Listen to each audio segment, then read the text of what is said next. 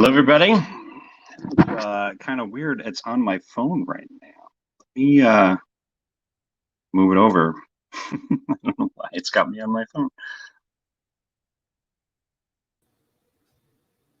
There we go. It's a little better. Good evening, everyone. How is everybody doing? I am really excited about the episode this week. We are wrapping up. Is it wrapping up? I don't know. I guess we'll find out. Our conversation about the Marvel Cinematic Universe. It's been a crazy week. For those of you who've been following the news, Disney dropped a ton of stuff this past week. A lot of Marvel stuff, a lot of Star Wars stuff. We are going to be tabling the Star Wars half of that stuff for next week, and instead focusing strictly on the Marvel news because it's really just a continuation of our last episode. So without further ado, let's just dive right in and bring our panel in. Bobby is here. Hey, Bobby, how are you? Hey, everybody. How you doing? What's up? What's up? There we go. How was your week, sir? It was good. Yeah. I am now singing. My son has learned a new song for bedtime. I now have to sing. That you have to sing? I have to sing to him. That's what it is. You teach it to him, and then they that's how it is. You got to sing it then. Yes. Which one is that? It's like Baby Shark or what? No. Okay, no. Good. Something to the kin to everyone on this channel should hopefully love. The Saga Begins by Weird Al Yankovic. Nice. There we go. Yep. And there we a go. giant stick going around the house going, Mandalorian. Love it. Yeah. Love it. So that's hilarious. I do not know where he got that from. I couldn't have the foggiest idea where he got that from. I think maybe a little bit of that fatherly influence, which is a good thing, right? It's a good thing. It's a great thing. Yeah. I mean, he could tell the difference between Han Solo and Luke Skywalker, and there you go. Numbers, but I mean, priorities, man. Right? Priorities. Christian is here with us this evening. Hello, gentlemen. How you all doing? Howdy, sir. How are you? Staying healthy? Staying well? Yeah, doing well. Yeah. I'm excited for the continuation of our topic tonight. It's going to be a good one. Me too. So a lot of the people on our Facebook group probably didn't see this because it was more in our own back and forth chit chats with ourselves as we were digesting all of this info. But full disclosure, we'll bring Joe in here too. I was a bit feisty this week. Long story short, Dan just a little bit. Dan had a few temper tantrums this week. A little bit. And the rest of us being the trolls that we are and loving to troll Dan just made it worse. Continued to poke the bear and continued to big time. And I was in no mood. He was having a bit of a week, but it was a bit of a stressful week for me. All of the Star Wars and Marvel news, great stuff. Loved it. Super excited. That was a huge shining light within this week, but it was a stressful week for me. But really grateful to be here with all of you guys. Yeah, we love you. Love you guys too. This is I look forward to this every week. So, let's not get over. I do. Yeah, I don't want to get too sappy about it. Yeah. But yeah, I'm a huge fan of this show. So, the one thing I did want to kind of take a second and show everybody that I did finally finish. Well, 99% finished. For those of you that are on the Facebook group, you might know what I'm talking about. The Nintendo table. The Chronicles of the Nintendo table, pretty much done now. And I don't know if I want to. The reason why I had my mobile phone ready to go is because I was trying to show it through that, but I don't know that it's going to work. So, Dan, this is just a good excuse for people to go to Facebook. Exactly. Well, hey, there you go. I love the plug, Christian. And you'll be able to find that picture. Love the plug. I will be putting it up on the Facebook, the picture of it being finished and completed. It is on the Instagram page. There you go. For those that didn't know, there's a Man Cave Mondays Instagram page. We might workshop the name so it doesn't get hit by the copyright. Just a little bit. The Nintendo table work on it. I'm calling it the Net. Oh, there you go. You know, the NES, Yeah. NET, Nintendo Entertainment Table. Yeah. Right, but we'll just call it the NET. Yeah. You know. Oh. But yeah, that was a huge project. I've had a lot of COVID projects that I've been tackling, not the least of which is just nerdy crap in the man cave. But I have a question about your table. Yes, go for it, Joe. What's the purpose of it? The purpose of what? The table, like, what does it do? It plays Nintendo games, original Nintendo games. Why not just use your Nintendo? Why don't you just use your Switch? It has all the games on it, in theory. Well, okay, so here's the story. Okay. I woke up one day, literally it was like 3 a.m. and like lightning struck my brain. Just went, you should put a Nintendo into a table. Did someone Kid you not? They will come. Like basically, right. Like I was just like, could that happen? Could someone do that? Has someone done that? Why hasn't anyone ever done that? I'm just curious, right? Like, why has this never been done? And the thought it just wouldn't leave my mind.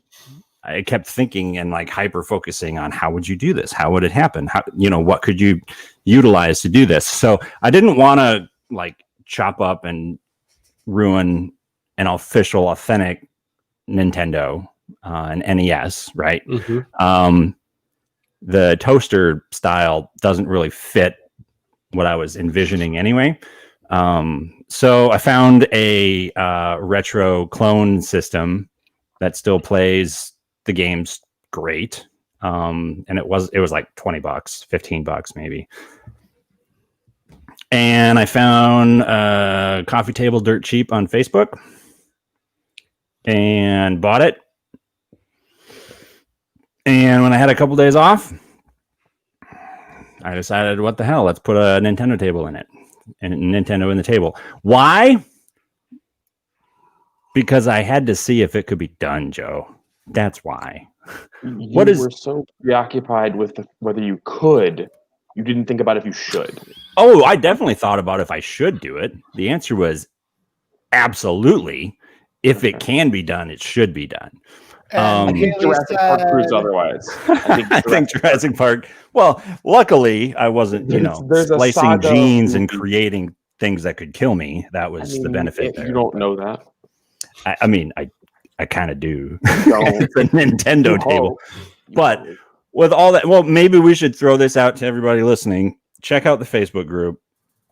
I'll throw the picture up there. It's on the Instagram page. Do you think it's dumb and stupid and pointless? Or do you think it's cool? Do you think I wasted my time? Or should I be proud of this thing? I'm curious what everyone thinks. For the My wife, I know, kind of rolled her eyes a little bit. Love her to pieces. She loves me dearly. And is like, okay, so you can make this ridiculous thing, but you forget to take the trash out on Friday mornings. Like, what is the deal here? So I get it. I totally get it. Obvious priorities. Priorities. Right? For the record, I don't think it's dumb. You're just curious what the hell was going on with it. Purpose was. The purpose was to see if I could do it. You did. And I did. So there you go. Things this year are just seeing if you can. That's really a big part of it. And kind just of why this podcast exists. Bored out of my mind while I'm at home, and I'm like, I need to do something. I want to do something productive. And what the hell? Why not put a Nintendo in a coffee table? So, and the crazy thing is, I'm not 100% sure I'm completely done with it yet. Do you want to know what my next phase would be? They can find out. Put a Super Nintendo in the Facebook group. No, that's going to be a separate table. I actually do have a second table that I'm planning on putting an N64 in whenever I get passionate enough about that. It's significantly larger, but that was going to be a little bit trickier though, because the console doesn't fit in exactly perfectly because of the RAM and the memory and everything that sticks out. And yeah, that like camel-y hump kind of thing. And then they got the expansion pack, which, adds a few extra RAMs. Ooh, right. Yeah, so I haven't really tackled that quite yet, but yeah, it's I wanted to do it, and so I did it, and there it is. There you go. Total COVID project. Hey. Keeping me busy, I guess. So, Marvel. Yeah. Marvel. Joe, you were out last week. I do have your list here of your top 3 Marvel movies. So let's get to that right away. And then we'll maybe do a little bit of rapid fire on your, my, and Bobby's least favorite. Okay. And just kind of do a comparison of everybody together so we can jump right into the new Marvel news. But if I can do a screen share here somewhere, there we go. We'll do the window share. There we go. All right. So I'm assuming this is number 1 is farthest to the left or farthest to the right? Farthest to the left. Farthest to the left is number 1. So let's start with third. Thor Ragnarok is your number 3. Yeah. I thought the first 2 Thor movies really was unimpressive. And so I went to Thor Ragnarok. Like, I didn't even go to theaters to see it. I waited until it came out and came to home because I didn't want to waste my money. Like okay, because you didn't like the Thor movies that much, right? No, not at all. But this one I rented in 4K and watched it, and we absolutely loved it. Different pace, obviously a different director. It was so much better written. Everything about it was super good. All right. What is it about the Thor movies, and without getting too far into this, what is it about the Thor movies, the first 2, that you guys all hate so much? Because obviously, like, they weren't anywhere near my top 3. I don't think they're that great, but I didn't think they were that bad. Like, what is it that they just hit the wrong note for you guys? I'm curious. Why were the first 2 Thor movies that bad in your mind? For me, they were boring. Boring. Okay. Boring. They were forgettable. Yeah, what is it about them that made them so forgettable, Christian? I mean, I feel like if I could remember, then they wouldn't be forgettable. That's a good point. Fair enough. Like there's about 4 things that I can remember, not non-Loki related, in both the first 2 Thor movies combined, and that's smashing the coffee cup. We're all like on the same page that Loki was a huge win in those movies, right? Oh yeah. Yeah.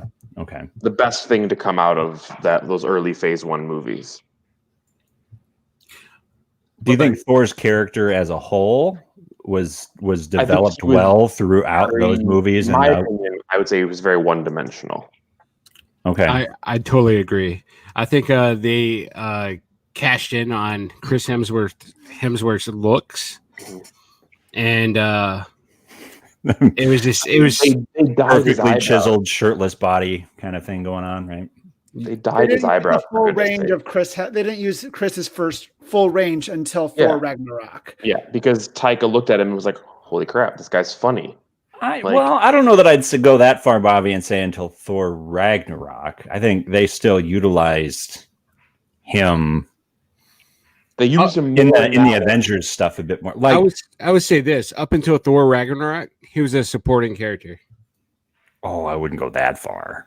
People didn't like go that far. I mean, I would say he became a main level character in Age of Ultron.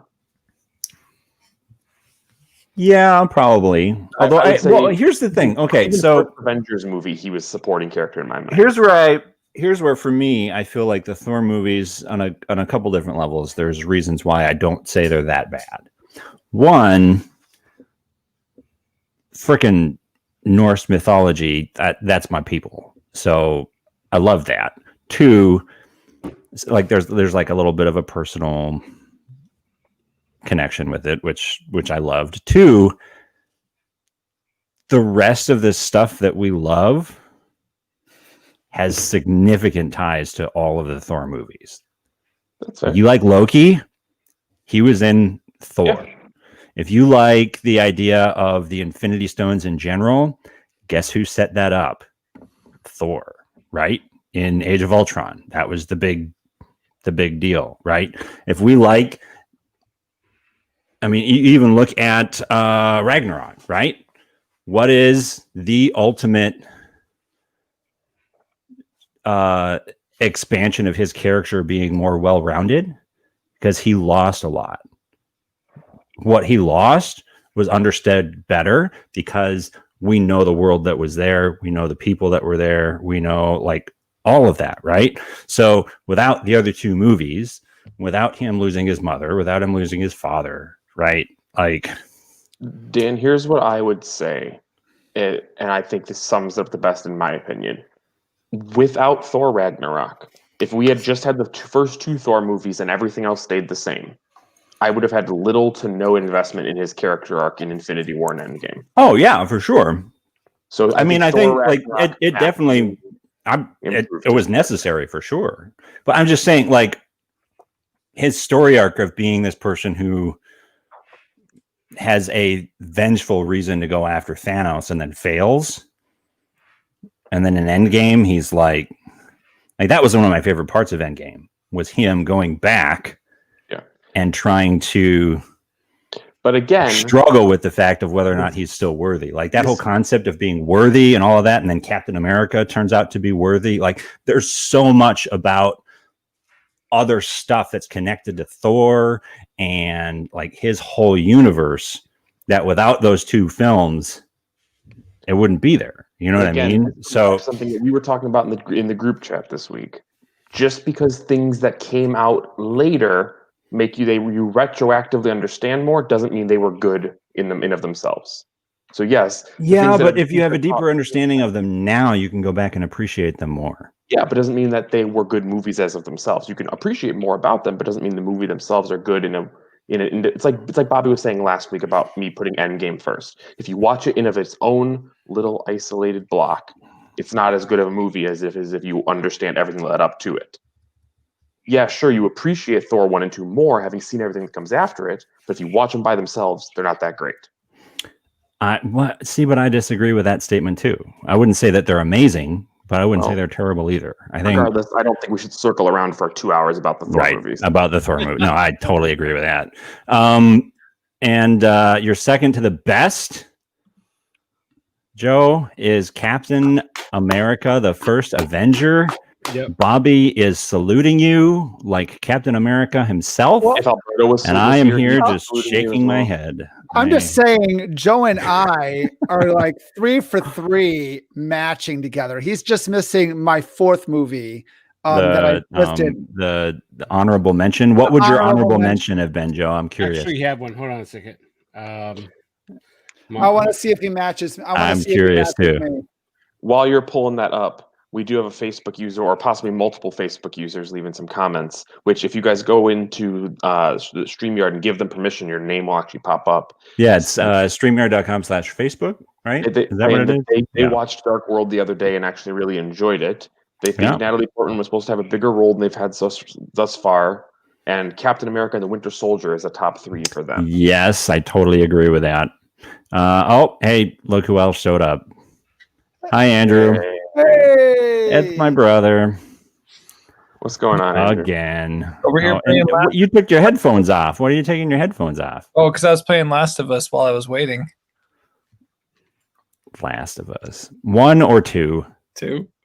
Oh, save it for another week. Sorry to hear that. We're focusing on Marvel this week. About Marvel. Joe, what do you got? Yeah. I think my famous my honorable mention would be Endgame. Endgame? Yeah. Okay. Bobby, yours was what? Mine was I had Guardians in the Galaxy in the mix. Guardians of the Galaxy. So, but still the first one. But solid list. Okay, Joe, what is it about this movie? Y'all gotta help me out here, because we'll get to it, but this is literally one of my least favorite Marvel movies of all time. So what is it about the first Avenger here that you like so much? For me, it sets the foundation that any normal man could become a hero. So that's not the first Avenger, is it? Yeah, that's the first Captain America, the first Avenger. Yep. Oh, If he knows a guy with an accent who, gets him all hooked up with a really sweet, Steroids. steroids, promoting drug use and all of that. I thought you were talking about it was the first Avengers movie. Oh, no. Captain America, the first Avenger. Yes. I also like the Steve Rogers character just in general, and the morality and his integrity, and how he carried himself through the entire series. And they lay a foundation of that in this movie. Have you guys ever seen the pitch meeting episodes on YouTube? A handful of them. Not which specific one are you talking about? Just in general, the channel. He's hilarious, but he does one for Captain America, the first Avenger. Totally on point. Anyways, it's okay. So the Honest Trailers, is that what you're thinking of, Bobby? Honest Trailer is the best. Yeah, those one. are pretty good too. They had the Russo brothers on a commentary watching the second one, trailer, right? Yeah. And they're like, we made this movie so it would be Honest Trailer proof. Right. As they could. Yeah. Right. Okay. And then Avengers Infinity War is your final one, Joe? Yeah. That one seemed to be pretty high up on most of ours. It was one of mine. Was it not in any of your guys' lists or no? It was not in my list. It was not in yours, Christian. Yeah. Okay. Andrew, top three. You probably didn't add the photos to this thing, did you? Oh, sorry. That's fine. Do you want to give us your top three real quick? Do you know what they would be? Well, I would say for sure my top would be in Infinity War was the one right before Endgame, right? Correct. Yes. Yeah. I loved that one the most. And it's Alberto! Alberto's on. Alberto's back. Hello. Hey, sir. Guess who's back? Back again. So Infinity War was your favorite though, Andrew? You're saying that's your top one? I saw that one with you when I visited you in Chicago. Yeah. And this is like super sad, but I loved it because of the fact that they killed people off. Spoiler alert. People die in this one? I don't know what you're talking about. They didn't actually kill people off, but I was just like, A couple of them. Another spoiler alert. I mean, but like, so here's my thing. If I'm going to be honest, I feel like so many Marvel movies are just like, well, that person's safe, that person's safe, that person's safe. Yeah. What happened to that person? So it's just kind of like, unless you're Quicksilver, he's like the only one that's ever. Yeah. He didn't even last one movie, right? Yeah, but we're gonna find out. But we're gonna say that for later on the show. Yeah. We'll find Let's out. save it for later. We'll get there.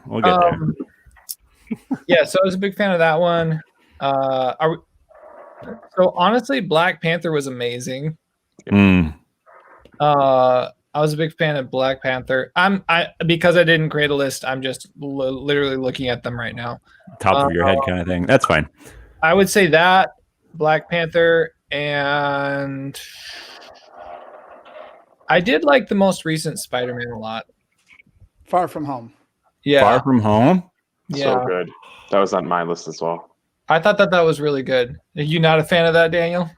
He does not like Tom Holland's Spider-Man. It was better than Homecoming, but I do like Andrew Garfield's Spider-Man. I think same. But as a Spider-Man, yes. His Peter Parker, not so much, but we'll save the Spider-Man talk. We'll get there. Get rid of the worst. We'll get there for sure. All right. Yeah. So yeah, I would say off the top of my head, it would be those three. Okay.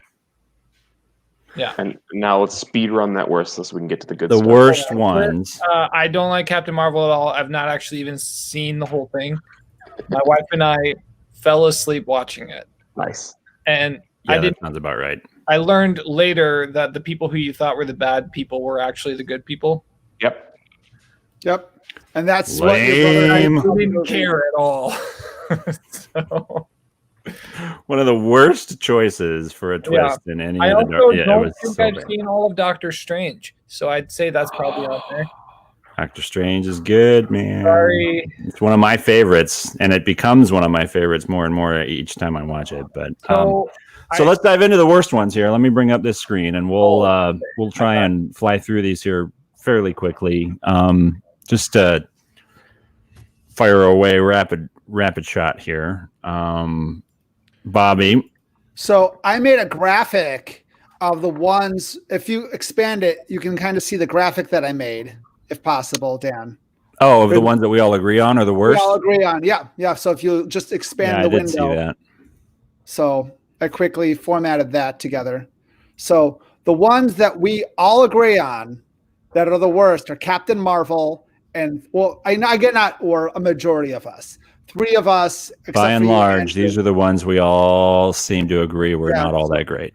Captain Marvel and Thor the Dark World. 3 of us said, besides Andrew. Sorry, I didn't get your input, so you're not in this data. I didn't think the Dark World either. It's 4 out of 6 for Captain Marvel, though. So Captain Marvel, if we throw Andrew in there, would be the highest. The worst one. The worst one, yeah. The worst one. What is it about that one that we all agree was so bad? I think what made it that bad? And here I'm throwing this out there already. There's already going to be a lot of ladies out there, if they watch it, that'll be like, really, 6 guys hating on the most feminist icon movie in the MCU. I wonder. We covered Captain Marvel enough last week. We talked. We did break that down pretty extensively in last week's episode. So if you haven't heard that yet, definitely go back and listen to that. I get on kind of a rant a little bit, but going on a rant? No, I can't imagine that would be the case. And then the other ones down here, Bobby, we've got Ant-Man, Iron Man 3, The Incredible Hulk, and Iron Man 2. I am curious where they placed for you guys. Is the Hulk technically part of the MCU? Yes. And we're going to get to that in a minute as to why it's even more about to be part of the MCU. So stay tuned, everyone. Stay tuned. For sure, it is part of the MCU. Just to throw this in there, so according to Rotten Tomatoes, the worst ranked is Thor: The Dark World and The Incredible Hulk. The worst ranked. The worst ranked. And Incredible Hulk is also the lowest grossing. Yes. Okay. Incredible Hulk is the lowest grossing. So amongst this group, though, it looks like the most divisive of all of the movies is probably Captain America: The First Avenger. I think you're alone on that one. I'm not saying it's I'm not saying it's divisive because I think it's the worst. I'm saying it's in the top of everyone, of 2 of you guys. Right? 2 of you absolutely loved it. I hate it. And the rest of us, it's like, meh, it's okay. Bobby, I need to have words with you, sir, about your bottom 3. Okay. I want to say, I love the MCU. I had to pick something, and I will tell you why for my reasons. That is why this is kind of an unfair question, too. Pick the worst of your favorite children. I mean, I've already had multiple words with Dan about his unfair hate for Spider-Man: Homecoming, but and I'm not, and the only reason I could rant on that for quite some time, but for the Spider-Man, and I love Spider-Man: Far From Home, and I waited for the special theatrical release to have that had the extra scenes in the movie so I can watch it there. So I had fun watching this movie. All right. The only reason I don't like it is it didn't make sense for me for Tony to give high grade world-class missiles to a 17-year-old. It made complete sense. No, it didn't. No. I'm sorry. No. His dying wish is to give this incredibly powerful technology that could literally change the entire world to a 17-year-old kid from the Bronx. Yes. No. Someday, maybe. Yeah. Someday. And made him fight in a war. No. And he was okay. And he had been gone through everything from Infinity War to Endgame. He's still a kid. By the good chance he comes back. He doesn't know anything about the world that exists nowadays because he was gone through so much of it. So There's so many more things he could have done with that. Give it to Nick Fury. Give it to Shield. Give it He doesn't to trust Shield. He never has. Give it to Rhodey. Give it to No, he left. give it to Happy. Why not give it to friggin' Happy? give it I to mean, someone really, who give it to his wife and or daughter. Why would he give it to Banner. the kid? give it to someone who's responsible enough to understand the technology and who's gonna take over. Yeah, I'm with you on that, Bobby. I don't know. All right. That's I the mean, biggest I thing that love I the- couldn't get past is why in the world All is he right. interested? And the reasons why it was a terrible idea is the whole reason why the movie exists. Okay, Here's a apart from that question though, for you. was it an entertaining movie? It was a Mysterio is definitely it's awesome portrayal of Mysterio. Knowing what we know after the post-credit scene, and it not actually being Nick Fury that gave him these glasses, do we trust the fact that this actually was what Tony Stark wanted? Yeah. Well, And it wasn't just the Skrulls just screwing things up? Or Wait, Nick so are Fury- they going to try and retcon everything they tried to set up in Captain America? Is that what you're suggesting? The Skrulls are actually not to be trusted? No, I'm saying they're just Captain they're just Marvel. idiots. Captain Marvel, you mean, Dan? Or Captain Marvel? Yeah. What did I say? Captain You America? said Captain America. I'm like, So many or- captains. Goodness. Or it Okay. could just be Nick Fury screwing with things too. We don't know. So it's an option. Okay, but so that right there, Christian, is a great example of you saying, well, in hindsight, maybe it's not as bad of a thing. I Well, don't think no. it's a bad thing the way it is On either. the I'm saying in face your value, present, the world that you terrible live in, choice. where you find out things later that make things okay. There you go. Yeah, but this still wouldn't have made it okay in my mind. I'm with Bobby on that one.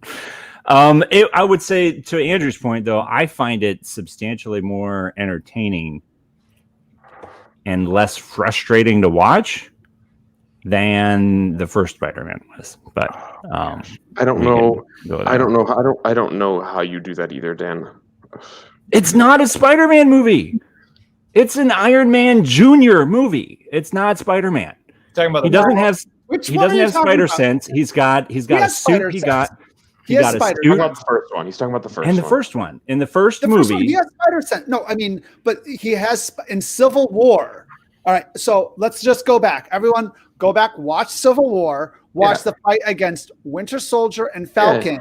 He's throwing something's getting thrown at Yeah, Spidey. just He's any- Right. He's reacting and he quickly. He's doing the whole So, right. he But has why spider sense. He why has in the spider world sense. would he need to develop any kind of actual superpowers or show any kind of spider sense or any of that if he's got his own little Jarvis built into his suit and instantly connected to the whole internet? And like, I feel like every point in that movie, every beat that made the movie move in another direction was all because he was not being Spider-Man.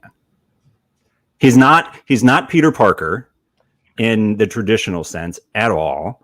And my biggest issue with Andrew Garfield was Peter Parker was just like some loser skater kid. That's not Peter Parker either. Peter Parker is the genius nerd that everybody makes fun of because he's too smart to know anything, social, awkwardness, all of that stuff, right? And what do they do with Peter Parker in Homecoming?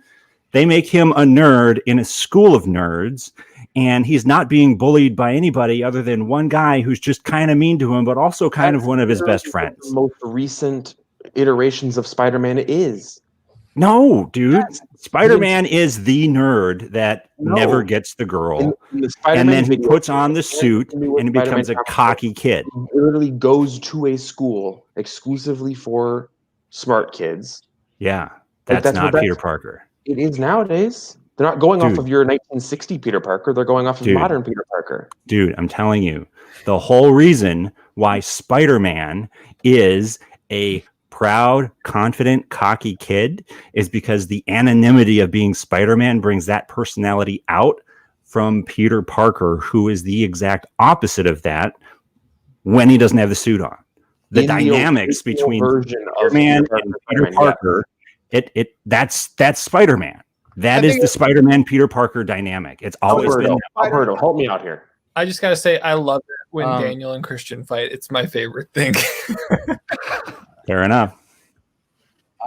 When Homecoming first came out, I remember Dan was having a garage sale, and I stopped by his house, and we had this exact conversation. And Christian, I was saying the exact same things, and this was years ago, and I said the same thing, and I was saying, Dan, it's just that in modern day, the bullies aren't the jocks with the leather jackets anymore. A lot of times, it is the smart guys nowadays. Like I remember growing up, and some of the rudest people I met in high school and in college were the people that like you were kind of friends with or acquainted with, people in your classroom, but they're not just the big broody dudes anymore. It's not like 1960s, 70s high school anymore.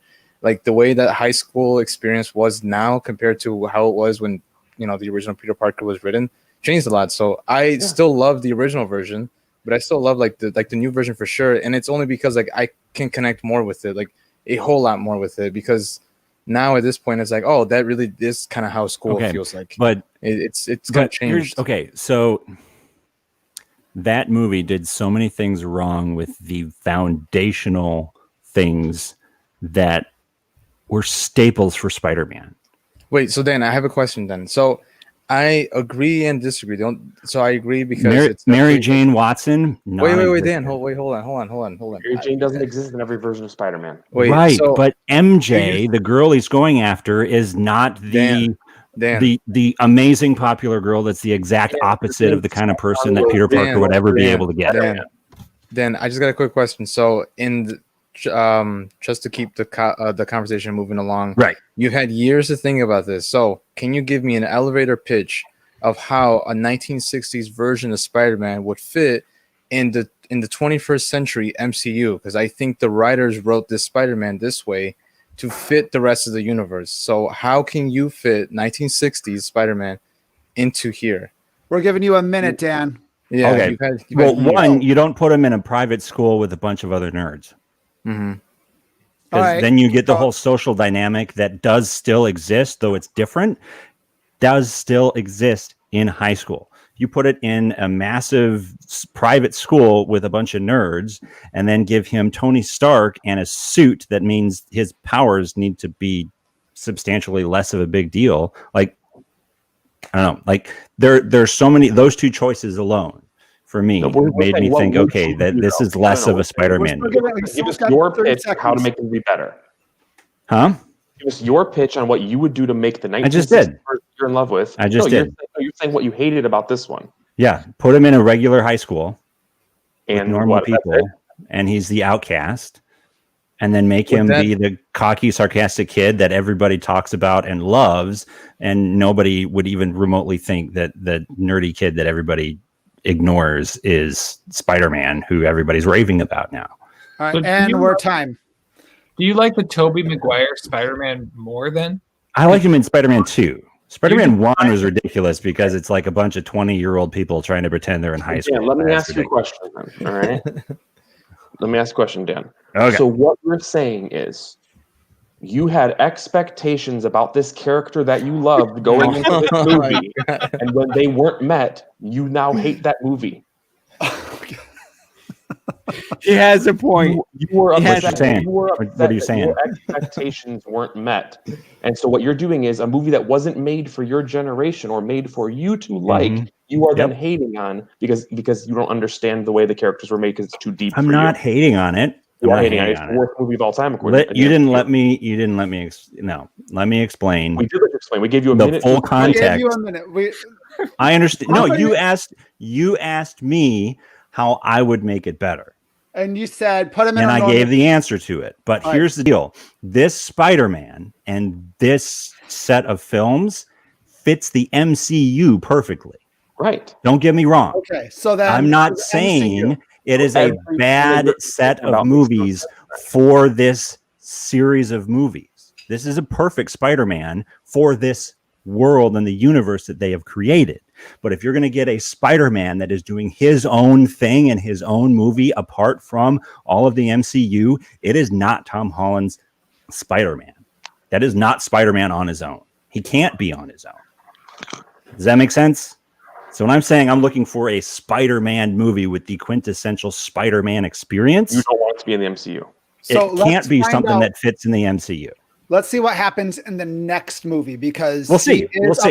because this there's is a good some. segue then. Let's segue directly into that. Let's do Spider-Man first, and then we'll talk MCU announcements from the Disney Investor Day. Yeah, I think Dan, everyone, we're good on that. We're Yeah, off. that sounds good to me.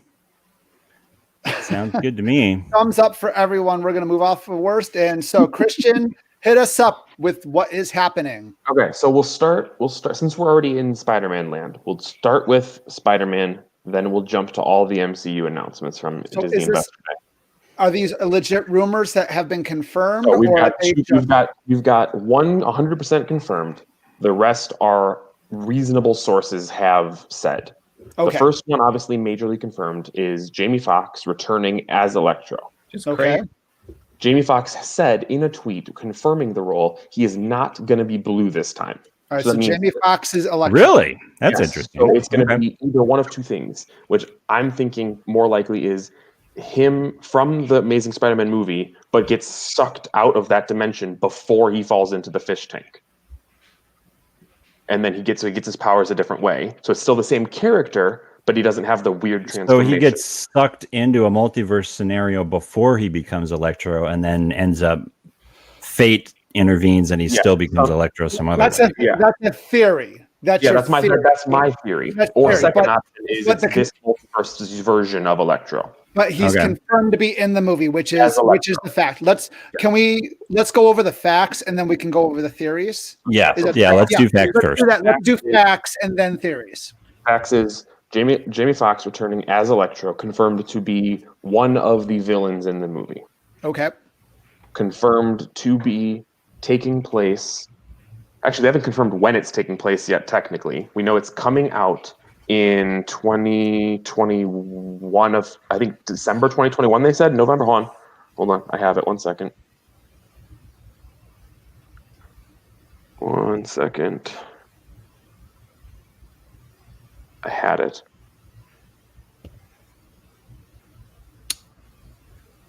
2021.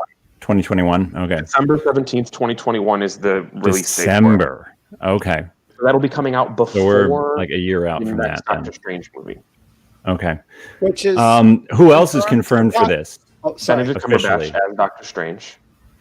Right. Which one? So Doctor Strange is in it. Yeah, Doctor Strange is confirmed in it. Electro is confirmed in it. Is there any truth to the Dr. Octopus officially or not? IGN says that it was breaking news, confirmed, which IGN typically says rumored if it's not confirmed on their sources, but it hasn't been officially announced by Sony like they did for the Electro one. Okay. So for those of you who haven't been on the news, pretty reasonable bet that Alfred Molina returning Sam Raimi's version of Dr. Octopus is going to be in it. Okay. And then I'll jump because there's not a ton confirmed yet. That's pretty much all we have confirmed. Yeah. Rumor wise, Tobey Maguire was spotted in Atlanta where they're filming at a local costume fitting place. Okay.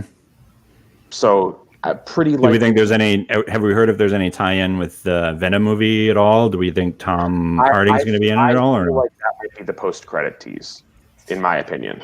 I feel like they're not going to try to jam that into this one, in my opinion. But use it to set up Venom 2, and then exactly. Then you've got Andrew Garfield and Emma Stone supposedly returning.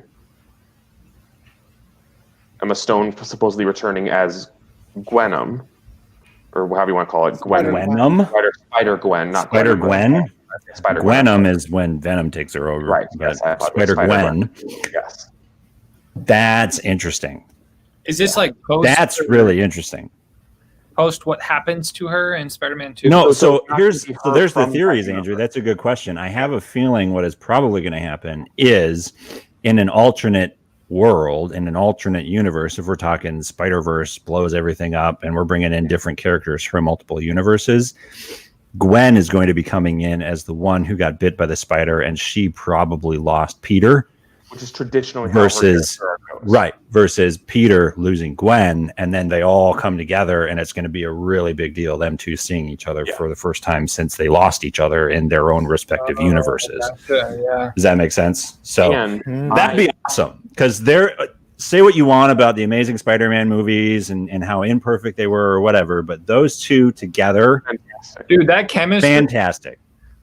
Okay, my wife is not big into like superhero movies, but she was like team Emma Stone and Andrew Garfield, and then like, knowing that they were dating in real life, and when they found out that they broke up, she was so crushed. So sad.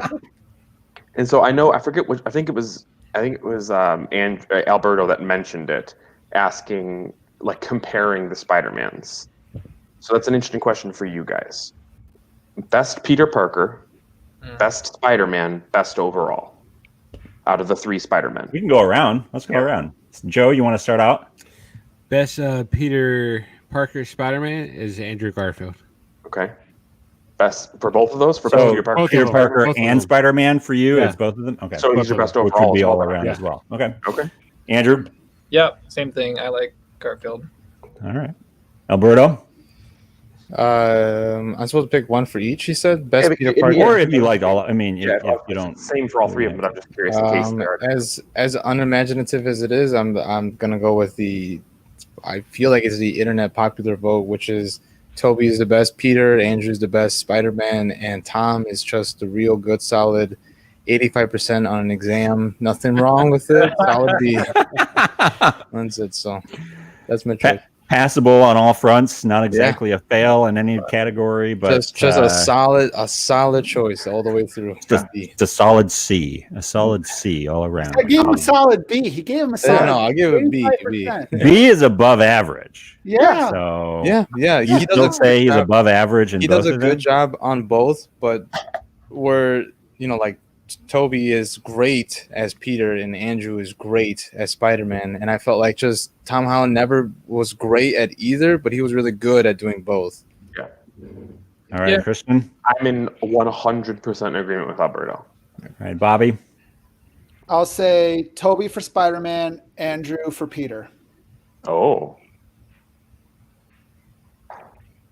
I say that because at least Andrew Garfield's Peter Parker showed the scientific part of Peter, because he followed the geeks around to learn how to how to make the webs. He had to do that all himself. And he had that teenage angst. Tobey Maguire's Spider-Man just kind of got lucky with goo coming out of his wrist. Coming out, right, and a little weird. And kind of gross. And they had the whole nighttime, like, oh my gosh, I had a wet dream, but it was really my wedding. Which is funny. I mean, as a teenage guy, I get it.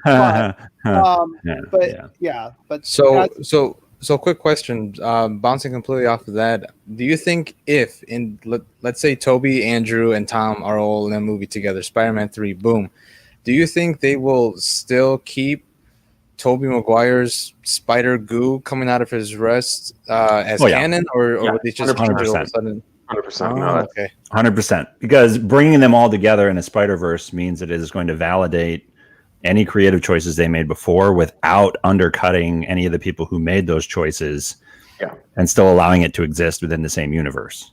I figured they did the same too. Multi-universes. Right. And I could also see them having some really weird, awkward conversations with each other about all the differences that they have in all the stuff. You know what I mean? Yeah. How many web versions have you gone through? How many versions of your web fluid have you gone through? Yeah. What do you mean? And that could give you the opportunity you're looking for to let Spider-Man go into his own more by taking influence from these other 2 more advanced Spider-Man. Yeah. Very, very good point. Very good point, Christian. Spider-Man. Don't get me wrong. I really, really want to love Tom Holland's Spider-Man. I really do, because I think the world would, for comic book world fans, especially Marvel and Spider-Man fans, I think it's about time we got a quintessential, not just, hey, he's a decent B across the board, but the quintessential rockstar Peter Parker, rockstar Spider-Man, and we still have yet to get that. You want our Hugh Jackman's Wolverine for Spider-Man. Right. Yeah, I want to. Yeah, that's exactly right. I think one of the most iconic superheroes in not only all of Marvel but all of superhero deserves that. And he has yet to really get that. He's arguably the most recognizable Marvel superhero. Oh yeah, definitely before the MCU started. Yeah, without a doubt, was the most memorable and most. All I wanted to be in the '90s was Wolverine. Wolverine? Yeah. Wolverine or Spider-Man, right? Or Spider-Man. One of the two. Those are the ones. For me, I'd say Tobey Maguire was definitely the Peter Parker that I know and love, especially in 2, where it's like he's trying to balance being a student while being Spider-Man. It's nice that they let him end on that high of a note. They didn't ruin it by making a 3rd movie. Right. Yeah, let's hope they never do that. Why they got rid of Garfield? The movies were financial bombs. No, it was because of the Sony leak. That was the reason why. What do the you mean? leak, the you guys don't remember that? Oh, that was North big. Korea hacked Sony and put out on WikiLeaks all of this crazy stuff that was going on and all of their plans for the entire Spider-Man universe, in addition to other creative works and ideas that were going on. All the bad Sony was down for a month with the PlayStation Network because of this. All of that stuff going on all at the same time. Right. And all of that happened as a response from Sony putting out Seth Rogen's movie, The Interview, which was all about killing Kim Jong-un. That's right. That was the whole thing. They got a bunch of really, really nerdy people to hack into Sony and gather all of this intel and all this information, and then in a massive, massive assault, took out Sony and all of their plans for the Sinister Six and all of this stuff went out the window once all of that stuff started leaking out. I had no idea. Yep. We need justice for Paul Giamatti's Rhino. Why would that change what they're going to do, though? Again, there was a lot of bad emails. It was more than just the ideas that got out. It was a lot of shady back and forth and crazy emails and people saying stuff about other people who were saying stuff about other people, all of this crazy internal gossipy, just back and forth, that essentially took the whole thing down because nobody wanted to work with each other anymore. And also because their entire, literally next 6 years of movies got leaked and what they were planning on doing for right. Where's the surprise then if everybody knows what's coming? Just saying, oh, we'll change some stuff. They were just screw it. We already got our licenses renewed because we released 2 movies. We'll just wait and do it again in a few years. Yeah.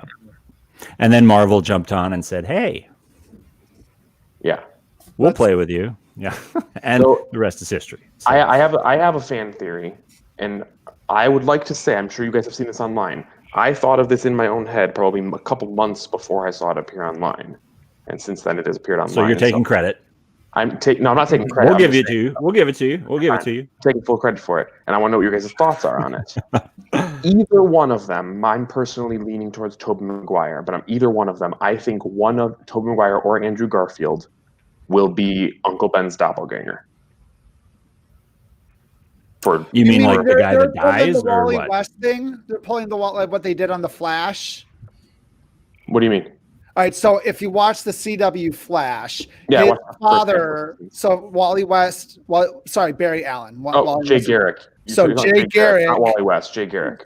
Yes. But I'm mixing up, but Barry Allen's father and he's was Jerry Garrick. Yes. Yeah, so same thing. Are they going to... So you're thinking like Tobey Maguire's version of Spider-Man is going to look like a dead ringer for Tom Holland's Uncle Ben. Yes. That's interesting. And that'll add some extra emotion because Tobey Maguire is old enough. He is. He definitely is, for sure. He's old enough. He could be Uncle Ben to Marissa Tomei. Maybe. He's a little younger than her, obviously, but she doesn't look as old as she is. No, she doesn't. That's my theory. That's your theory. So we've been spending a lot of time talking about Spider-Man. We got a lot of other stuff to go on. Other films that have been confirmed. We've got the third Ant-Man movie, Ant-Man and Wasp. Quantumania is officially in development. which will feature Kane the Conqueror. Yeah. Yeah. We've also got, and it will also recast Cassie Lang. Yeah, recasting the daughter. Doctor Strange's Multiverse of Madness, which is apparently going to be officially tying in with not only the new Spider-Man movie, but also Wanda Vision. Yeah, well, because Elizabeth Olsen is confirmed to be in the movie as well. Right. But that's old. So, that's old news. Yeah. So what do we think as far as Doctor Strange goes? I know he wasn't real high on a lot of your guys' lists, but for me, he was number one. What are your thoughts on his character becoming more central to everything moving forward? I'm excited. Like it, not like it. I got thumbs on the up fence. On that one. You're loving it, Bobby. Really that makes Joe's a little on the fence about it. I have no opinion, really. No, okay. I'm much more excited knowing they're going to be tying him into WandaVision and Spider-Man, knowing Sam Raimi is going to be directing it. I'm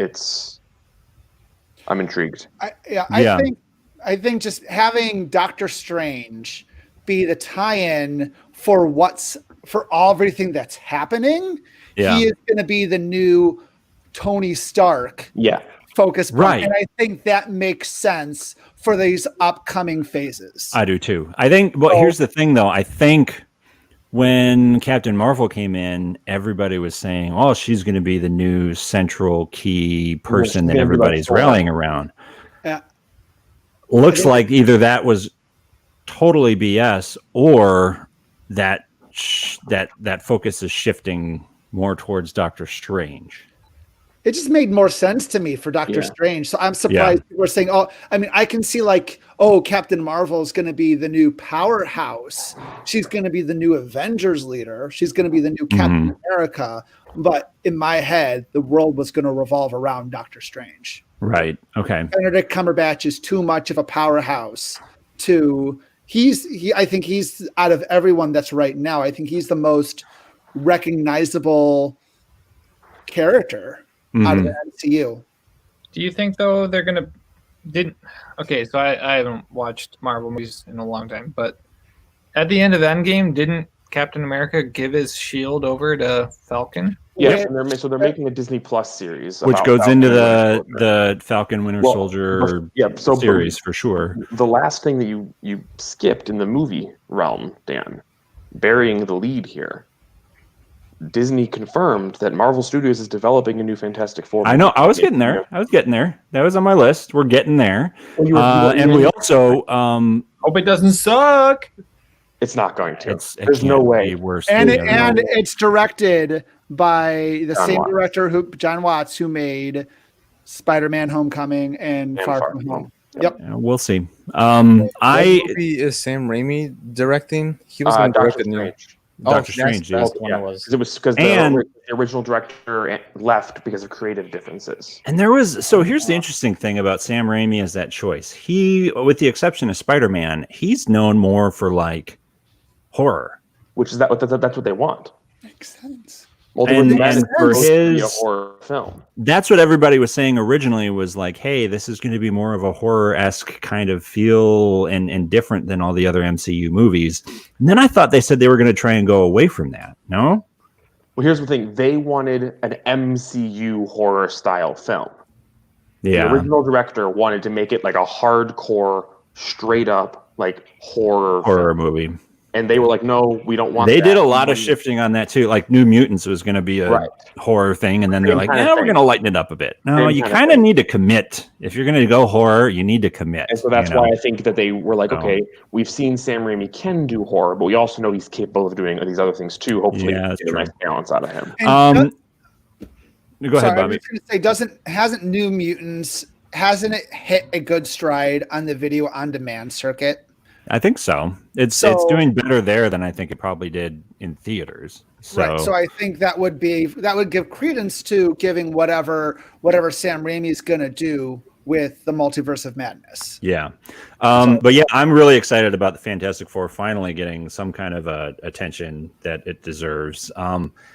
That said, another big thing, movie related, Feige officially confirmed that the Black Panther 2 is not going to recast King T'Challa. Yeah. So for the Black Panther 2. So I don't see any way you could. I don't see how you could either. You kind of have to just move it in a different direction. Multiverse, maybe you bring in a different dimension version, but I don't even think you could do that. The sister's going to take over?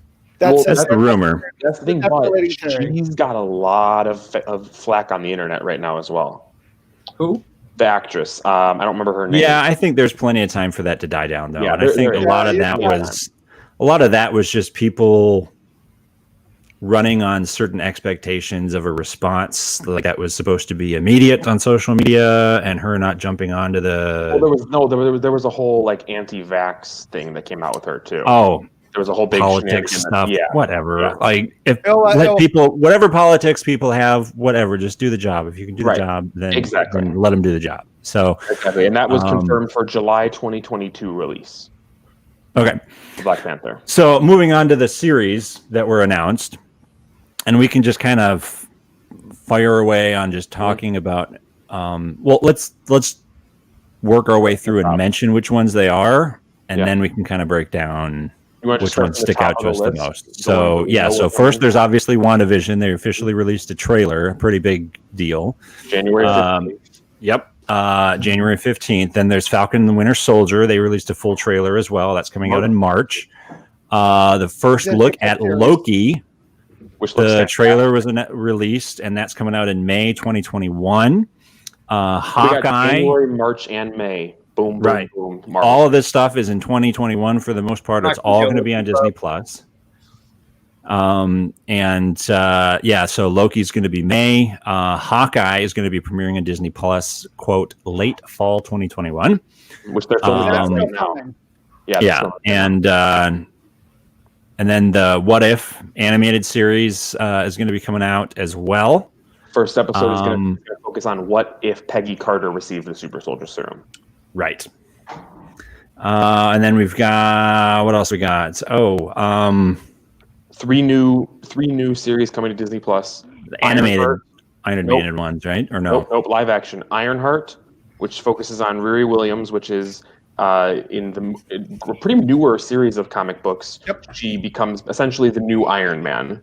She's like a 15-year-old genius, graduates engineering school at 15 years old, builds her own Iron Man suit. Gotcha. And gets Tony Stark's permission to just go at it, which obviously she can't do now because Tony Stark's dead. Spoiler. Which may tie into the next one, which is Armor Wars, right? That's going to have Don Cheadle in it. Yeah. Brody, which is supposedly going to be examining one of Tony Stark's biggest fears coming true, which is his enemies getting access to his technology. And then Secret Invasion.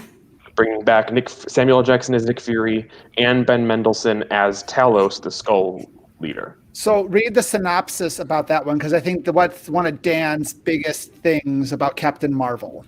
Right. So here it is. I got it right here. So it says Secret Invasion, the previously rumored Nick Fury-led series that will see Samuel L. Jackson reprise his role as the S.H.I.E.L.D. director alongside Ben Mendelsohn's skull shapeshifter Talos. No release date for the new project has been officially announced. Have that full synopsis. It doesn't have the. It doesn't have the synopsis. But the synopsis is like a rogue group of Skrulls. A rogue group of Skrulls are invading Earth. Well, it's about time. Just gotta say. Yeah, and then obviously they've got stuff like Moon Knight and She-Hulk and Miss Marvel that are officially confirmed and coming out as well. Casting updates were announced for all of those. She-Hulk, like we mentioned earlier, is officially bringing the Incredible Hulk movie into full canon by bringing the Abomination back. Abomination's going to be in it, and Kevin Feige said, don't be surprised to see a lot of faces in that show because She-Hulk is a lawyer and deals in superhero law. Yeah. I would bet good money we are getting... And then Captain Marvel too, we are getting Daredevil in Spider-Man. Well, not Daredevil. We are getting Matt Murdock in Spider-Man defending Peter Parker, and then we'll get him again into the She-Hulk series. Yeah, maybe. I could see that. I agree with that. I could see that. They tried making Matt Murdock's I'm sorry, and what's his name again? And I love the Daredevil series from Netflix. What's his name? Oh yeah, that was fantastic. Partner. Loved it. Yeah, they tried merging the MCU. They had hints of the Avengers. They didn't touch on it. Yeah, they touched on it, but they didn't focus on it. So they left the door open for that. So. And then you've got the Guardians of the Galaxy Christmas special debuting in 2022, which then Guardians of the Galaxy Volume 3 will be debuting 2023.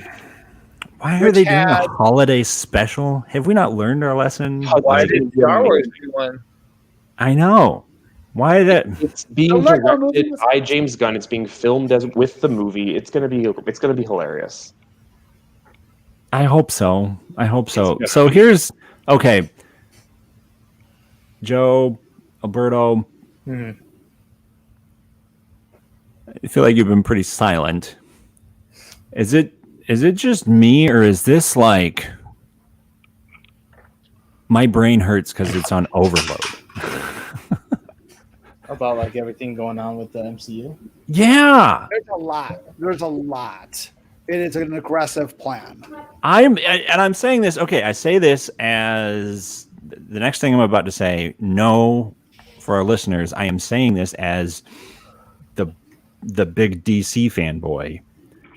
I got burnt out from all of the WB and Arrowverse stuff. We're adding a new show, and then another new show, and then another character we introduced in this show is going to get a crossover with this other show, and then now we're going to give them their own show, and then we're going to have all these crossover episodes, and then it got to be way too much, and I gave up. I stopped watching. I absolutely stopped watching because I just couldn't. 60 episodes to keep up on all 3 shows. This is 16 episodes to keep up on 3 shows. It's it's still too much. It's too much.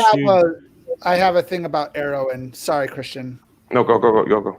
I was going to say, the thing about Arrowverse, Supergirl, Flash, I think the reason why I started losing interest, it's because they kept doing the same story over and over again, and they just do a new storyline, but then recast all the growth that the characters have done over last season and just redid it over again. Kind of hit the reset button and go back to square one all over again, and now we're going in a different direction. I can't trust anybody. I need my friends. But I need the power of the Speed Force. And it was just hitting the same beats over and over again.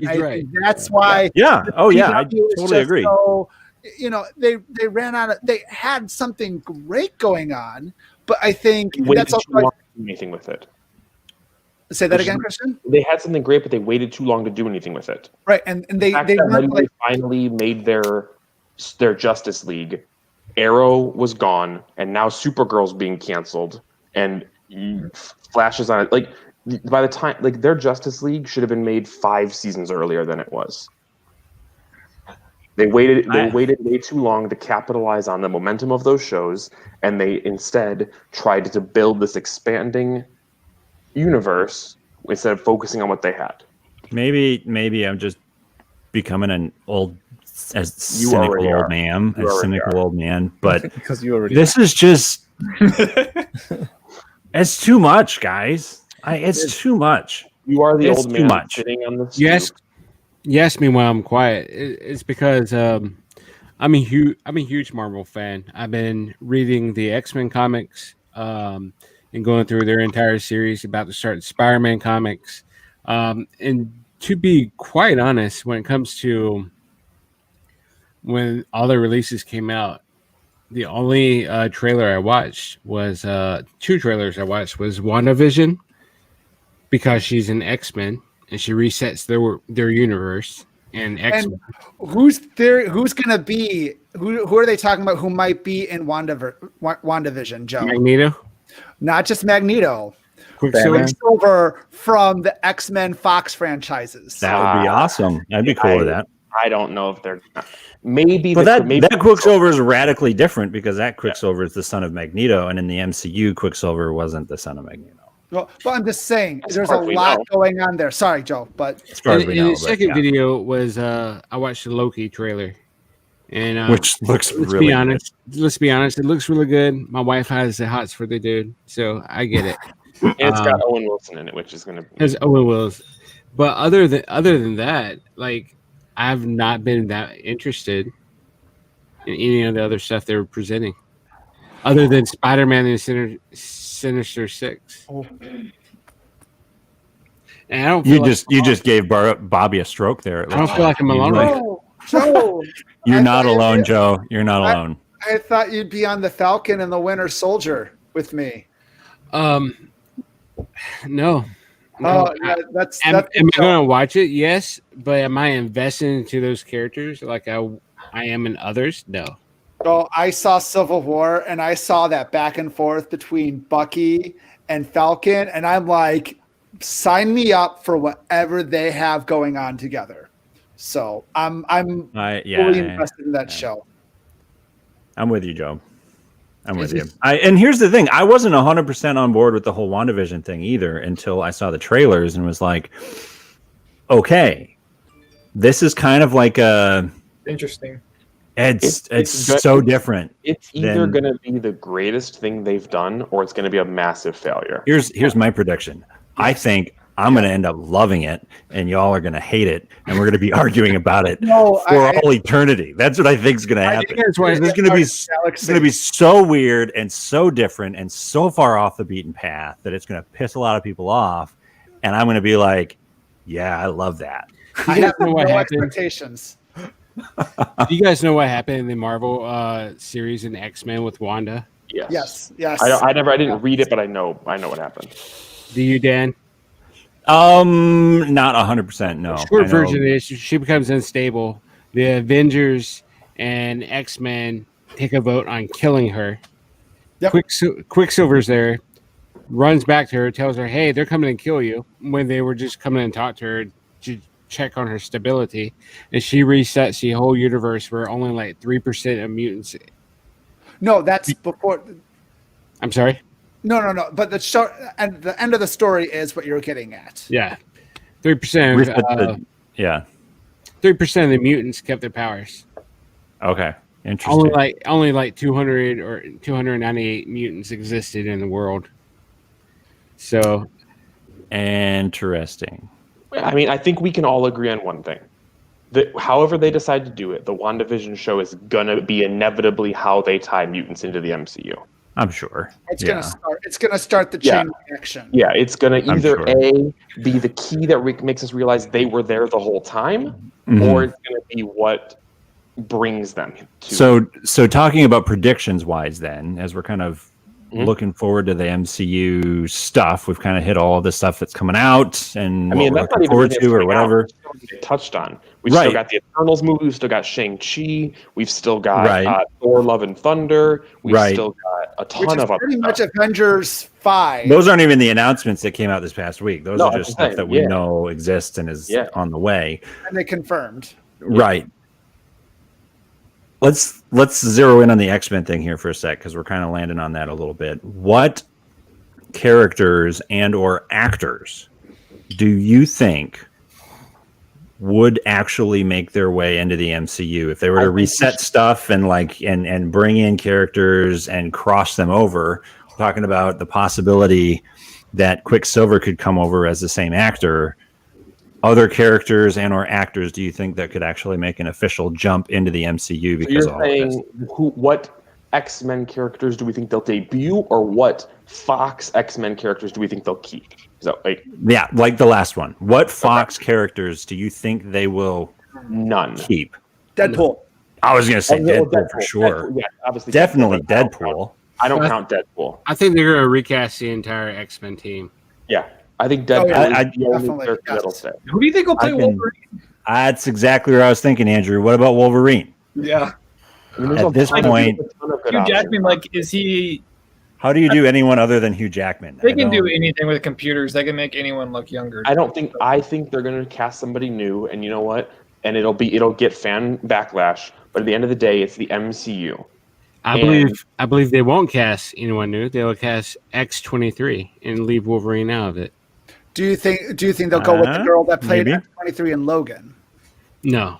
Maybe No. someone older. New Mutants was like touching on the X-23 By the stuff a little bit time too, they but get X-Men, she'd be old enough. maybe. She did a great job in Logan. I mean, realistically, She did. we have movies announced realistically probably up to 2025. Realistically, from everything that we've gotten.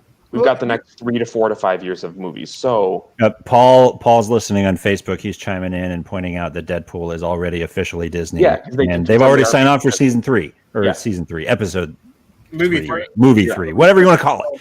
So I think, realistically, we're looking at least 6 years probably before the first X-Men movie hits theaters or Disney Plus or whatever exists in 6 years from now.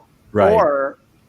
Or they're just keeping a tight lid on whatever happened because they have changed movies in the past. They have. They You're have, right, they but have I done think- course corrections. I think if they were going to tease one, they would have teased it. I don't think they teased Fantastic Four. I think if they had an X-Men something in the plan, they would have at least teased it. They might not have said, "Hey, we're doing this mutant," but they would have teased it. I think But Deadpool, I mean, I think people already know Deadpool's there. So. Well, yeah, I'm saying as far as like another one goes, like if they're going to drop the Fantastic Four thing, I think unless they're waiting until after WandaVision. If like I think they're waiting for after. Yeah. I'm waiting for Wanda Vision for something. Because who knows? Maybe at the end of WandaVision, we get like the last scene of WandaVision is Magneto's helmet or something crazy. Like, who knows? Now they do have some great series on Hulu that ties into that universe. We've been watching Cloak and Dagger. Have you guys? I was just thinking Cloak and Dagger was one of them. Is that on Hulu? What is that on? Hulu? Hulu, yep.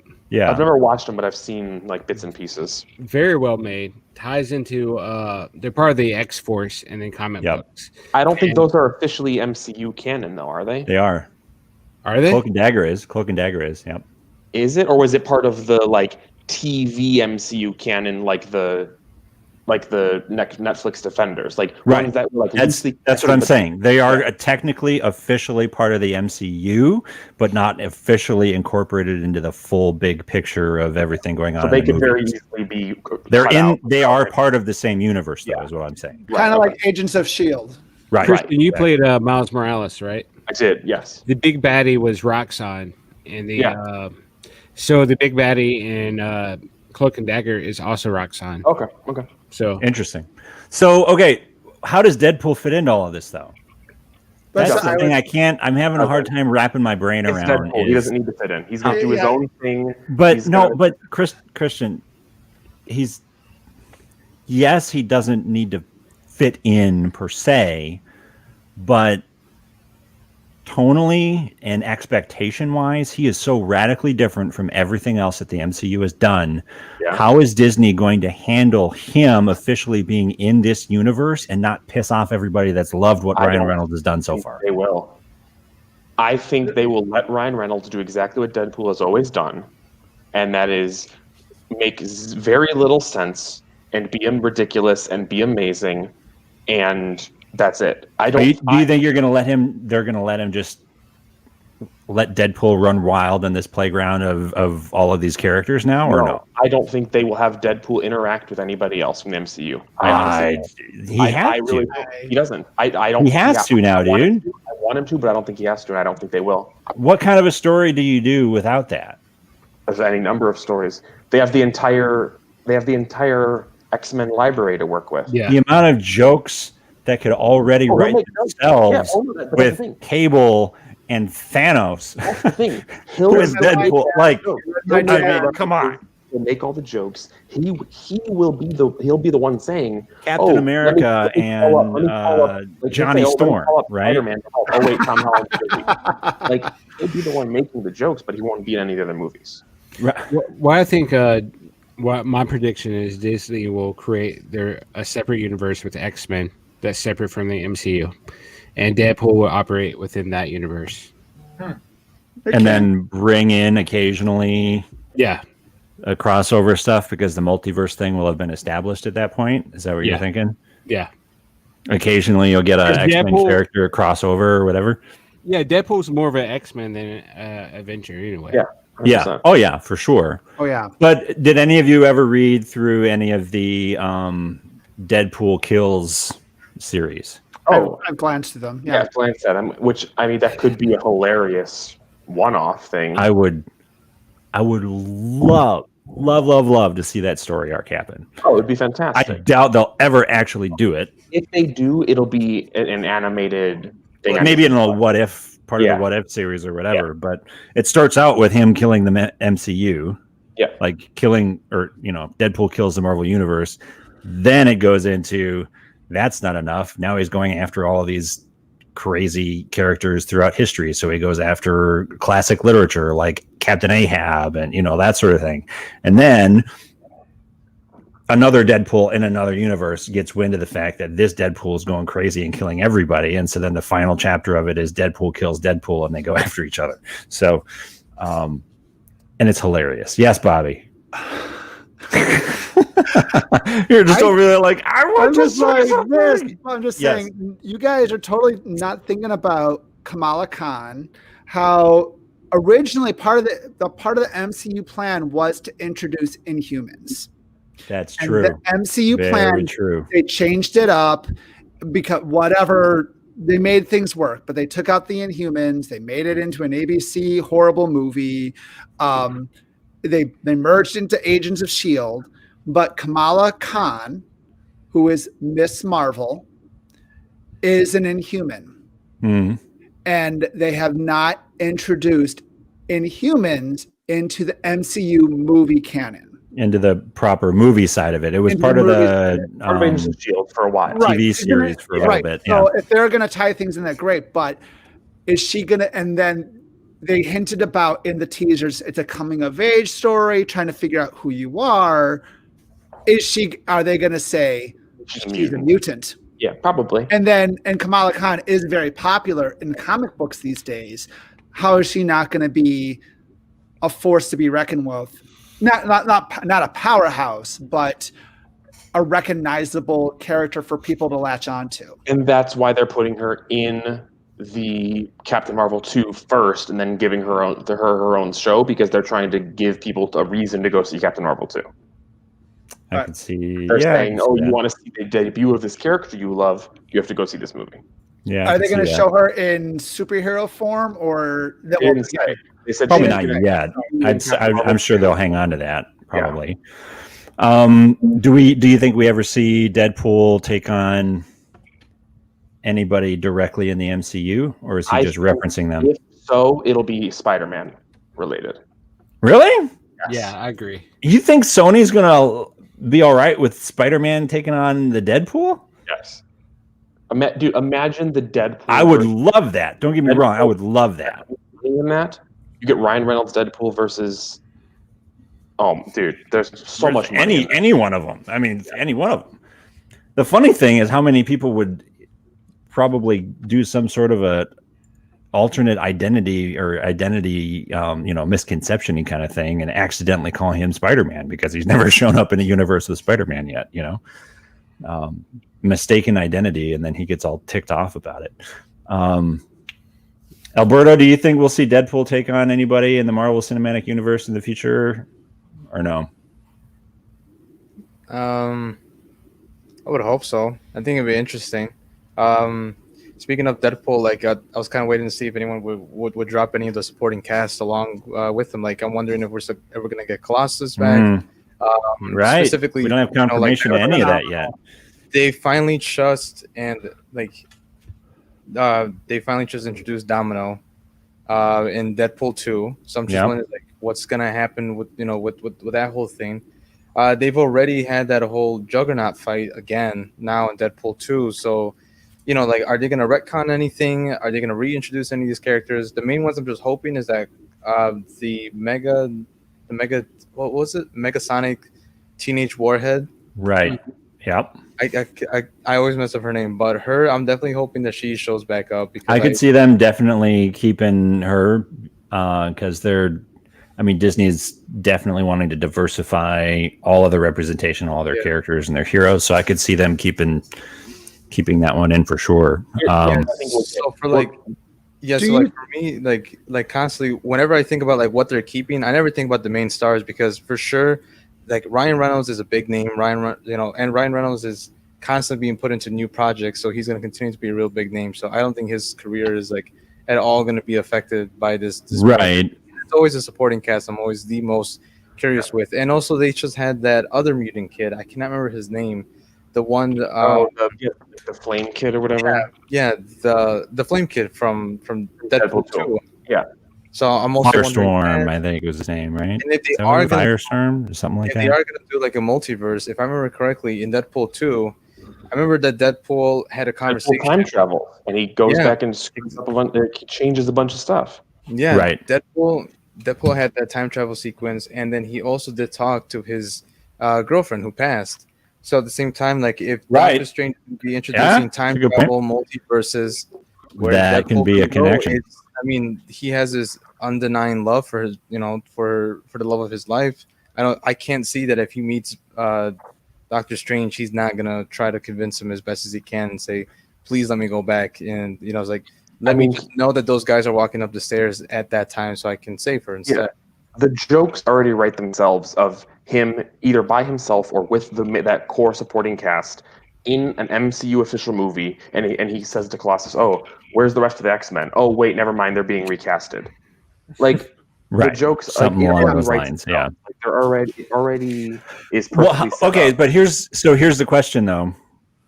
As far as Deadpool goes, what are our thoughts on the casting, or not casting, the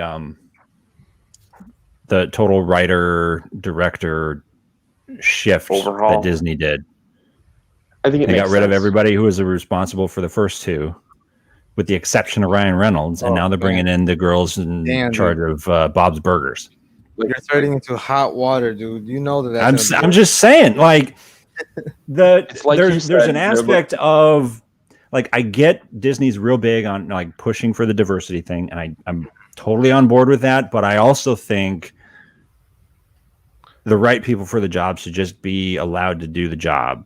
And the people who have well established the great norm of what we love about the Deadpool movies already, but why would you completely remove them from the project entirely? That's the thing that bothers Deadpool movies, right? That they want people who will make an MCU Deadpool, and that's what makes me nervous about Deadpool in this shift, dude.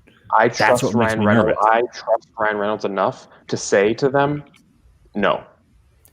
If I don't know that Ryan Reynolds, being the only person in the room, has that much pull, though. I think he might rather just walk away from it.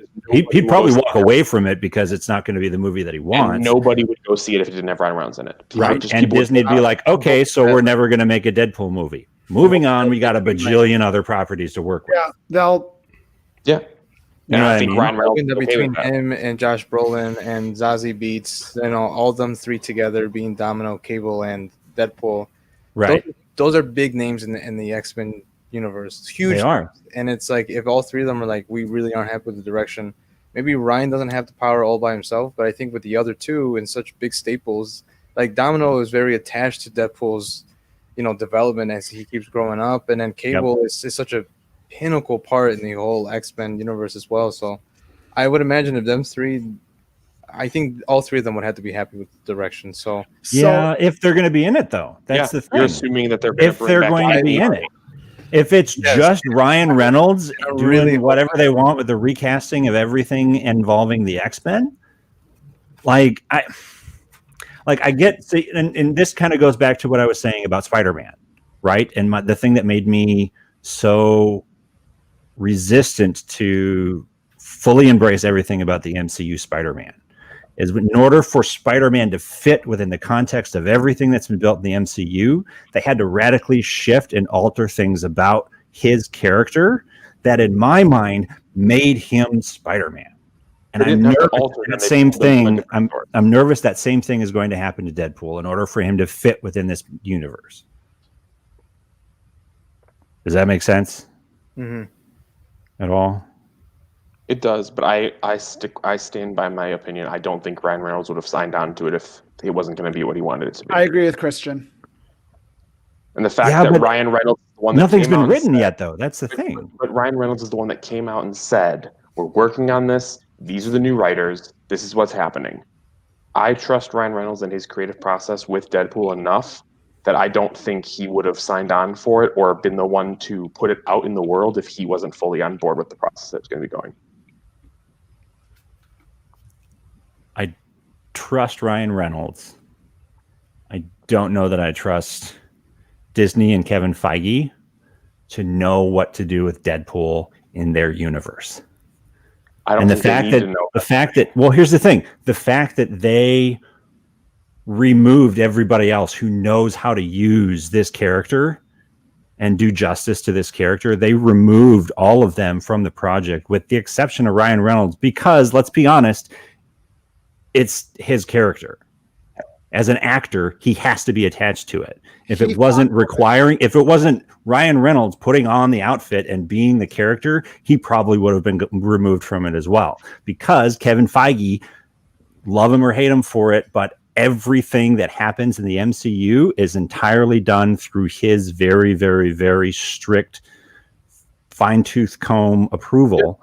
And I don't know that I trust them to handle Deadpool very well. And I think there's going to be a clashing at some point that's going to end up happening. You've seen a lot of directors come in, take on a project, and then leave because they couldn't make the movie that Kevin Feige was demanding that they needed to make. Only a couple. Dude, there's not been a lot. There's been quite a few. There's been quite a few. Writers, directors. And it makes me nervous that the people who made the movies that we love of Deadpool, with the exception of the one who was the actor of the character, all of them have been removed. That makes me nervous. I hope it's good. I think you're right. I hope you're right, Christian. I want to trust. I definitely trust Ryan Reynolds. It's because what they're trying to do, Dan, is they don't want people going into it with the expectation, oh, this is going to be the Deadpool movie we've been seeing. So that's what people want. That's not what they're going to get. What people want.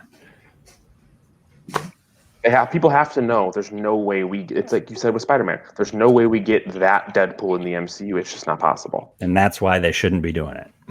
But it doesn't mean that we can't get an equally as amazing Deadpool. We'll see. We'll see. So what other news did we want to touch on from the MCU? For those of you watching, leave a comment. What do you think? Deadpool, MCU. Do you think we see the same Deadpool? Are they going to change it? Will it be positive? Will it be negative? What do you think? The other question is it actually going to, yes, it's a Deadpool 3, but is it a Deadpool 3 or is it just a new Deadpool movie? Yeah. Yeah. Like, is it going to have anything to do with the first two Deadpool movies? Yeah. Joe, you had to step out for a sec. Welcome back. What are your thoughts on Deadpool? I agree with Christian. I don't think it's going to be the same Deadpool now that Disney's taken over. They're going to try. Do you like that? Do you not like that? Does that make you nervous? Do you care? It makes me nervous because you like Deadpool for the genre that it is and the character that it brings to the screen. And now that Disney is taking over, I'm afraid they're going to make him more of a PG-13 person. I think we get an R-rated Deadpool, and I think we get an R-rated Blade. And I think those are the first two R-rated films in the MC universe kind of genre. I hope so. Andrew, what do you think? I haven't seen either Deadpool, so I don't know. You haven't seen either one? No. Dude. If you watch any X-Men related anything, those are the ones to watch. Well, I hear that he makes fun of Green Lantern, which is funny because he played Green Lantern. Yes, he does. Never mind. I'm not going to spoil it. Never mind. Hold on. The end is worth it. The ending of Deadpool 2 is yes, the ending / post-credit scene is worth every. As Fantastic. Somebody who likes the Green Lantern movie, it's worth it. I just wish that there was like some, I'm just gonna straight up say, like, I don't watch movies with nudity in it, and so knowing that the first one has it, I just have like not watched it. Yeah. Is the there like one doesn't have any in it? Okay, is there like an easy skip or something in the first one? Yeah. Oh yeah, it's like one scene, and it lasts like maybe 60 seconds. It's a montage. Okay. If but, there's like an yeah, easy skip, then I'm in because I it's a love super easy skip. humor of like the clips that I've seen. I'm like, this is hilarious. So Yeah, it's a very easy skip for sure. So, okay. I don't know. I'm with you, Joe. I think it's going to be, and I guess Christian. I think it's going to be a radically different Deadpool. And I think we can all agree it's not going to be the same Deadpool. We just have different points of view on whether that's good or bad. Whether it's good or bad, it makes me nervous. Christian's not worried. I mean, man, he trusts Ryan Reynolds. So. Expectations, so you should be all for it. Oh, stop! You stole my line, Christian. Stop! You love it when people make movies. There's a right way to do it and a wrong way to do it. Don't be cynical, Dan. It could still be a great movie if it's just not made. It could be. You're right. It could be. Can I bring on? It could also not be. Anyways, yes, Bobby. I was going to say, can I bring on the fact that they did not talk about any new movie releases, but all of their new content was Disney Plus related. We're talking about a bunch of movie releases. No, I mean all of the new stuff officially. All the new official stuff. Super heavy on Disney Plus. They're super heavy on. There's nothing. There wasn't like besides Fantastic Four. That one was a big one. I think it's kind of going back to 2 weeks ago when we were talking about the future of movies.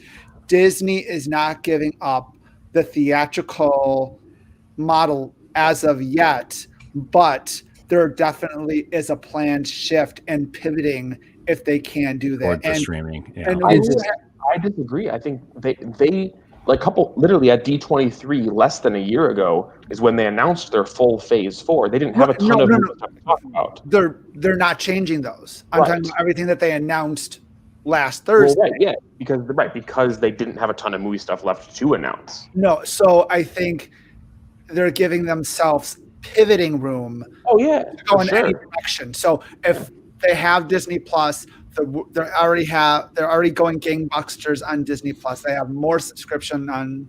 They confirmed Black Widow will release in theaters in May. Yes, so no, that is still happening. Yeah, and especially with the vaccine and everything like that, things are the new normal. Going back to normal, that's happening, but it's going to take a while. The cat is out of the bag. Yeah. And they're going to, you definitely see a shift. So I think after these next phase of movies are said they're done and made, they're going to, and easily Marvel has switched sides. So it can pivot. So here's a question then. Streaming, theatrical stuff.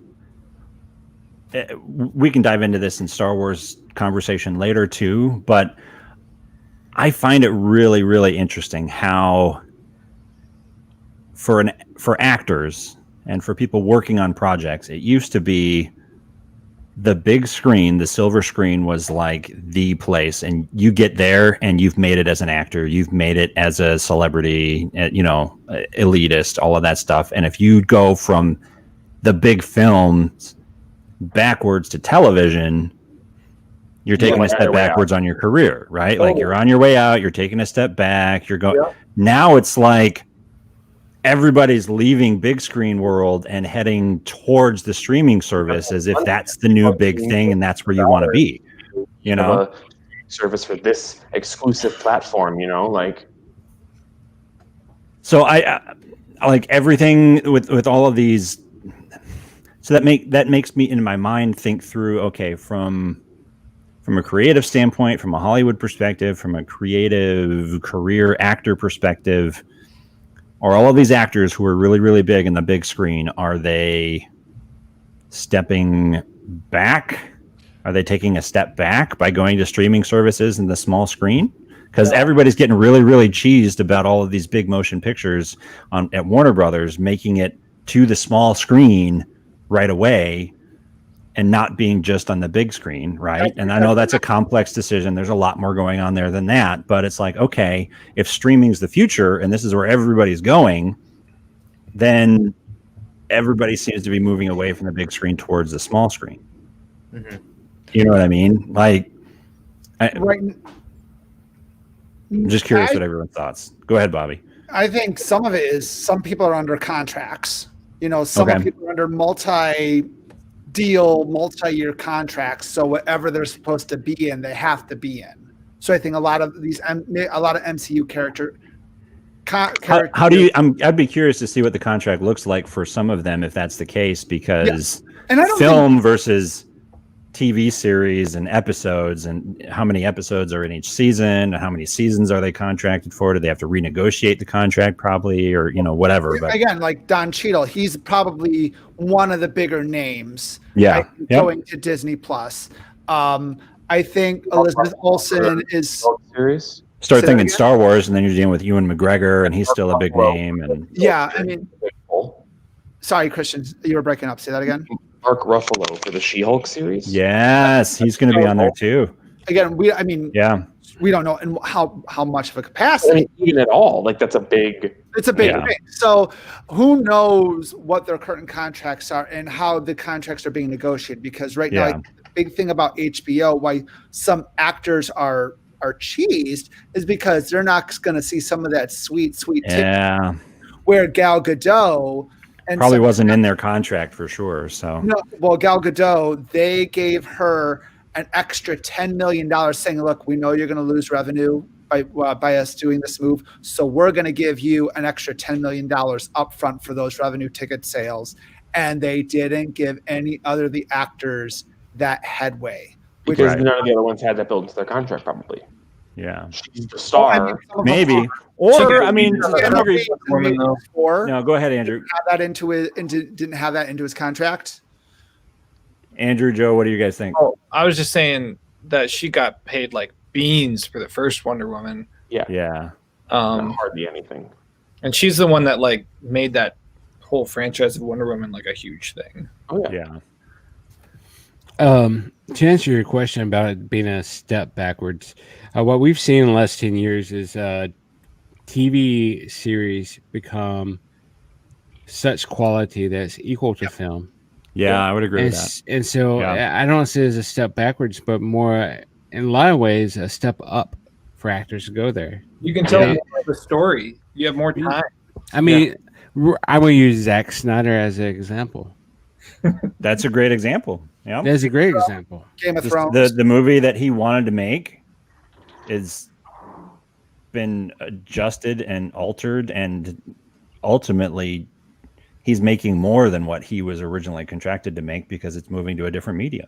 Yeah, when you guys were talking about contracts, the actors. So Sebastian Stan signed an 11-movie contract way back when because they had this long-term plan for his character. It hasn't been officially confirmed, but the expected, everything that I've been reading online is saying that one season will equal one movie off of his contract. Interesting. One season? One season of a show, of a Disney Plus show will equal one movie off his contract. That's really interesting that it would be one season instead of one episode. I would imagine it would be one episode. That seems like that doesn't seem like an equal amount. See, but like one, that's what I'm thinking though. One seems like not quite enough, but then a whole season to equal a movie seems like it depends on how long the episodes are and how many episodes are in a season. They haven't confirmed either of those yet. If the episodes are 30 minutes each, then if it's 6 episodes, that's 3 hours. Yeah. Yeah, I mean, it could be like The Mandalorian, where the times are varying between. They do fluctuate. Yeah. Here's the thing, and this is something I was going to ask you guys. So, we've got January 15th for WandaVision, March.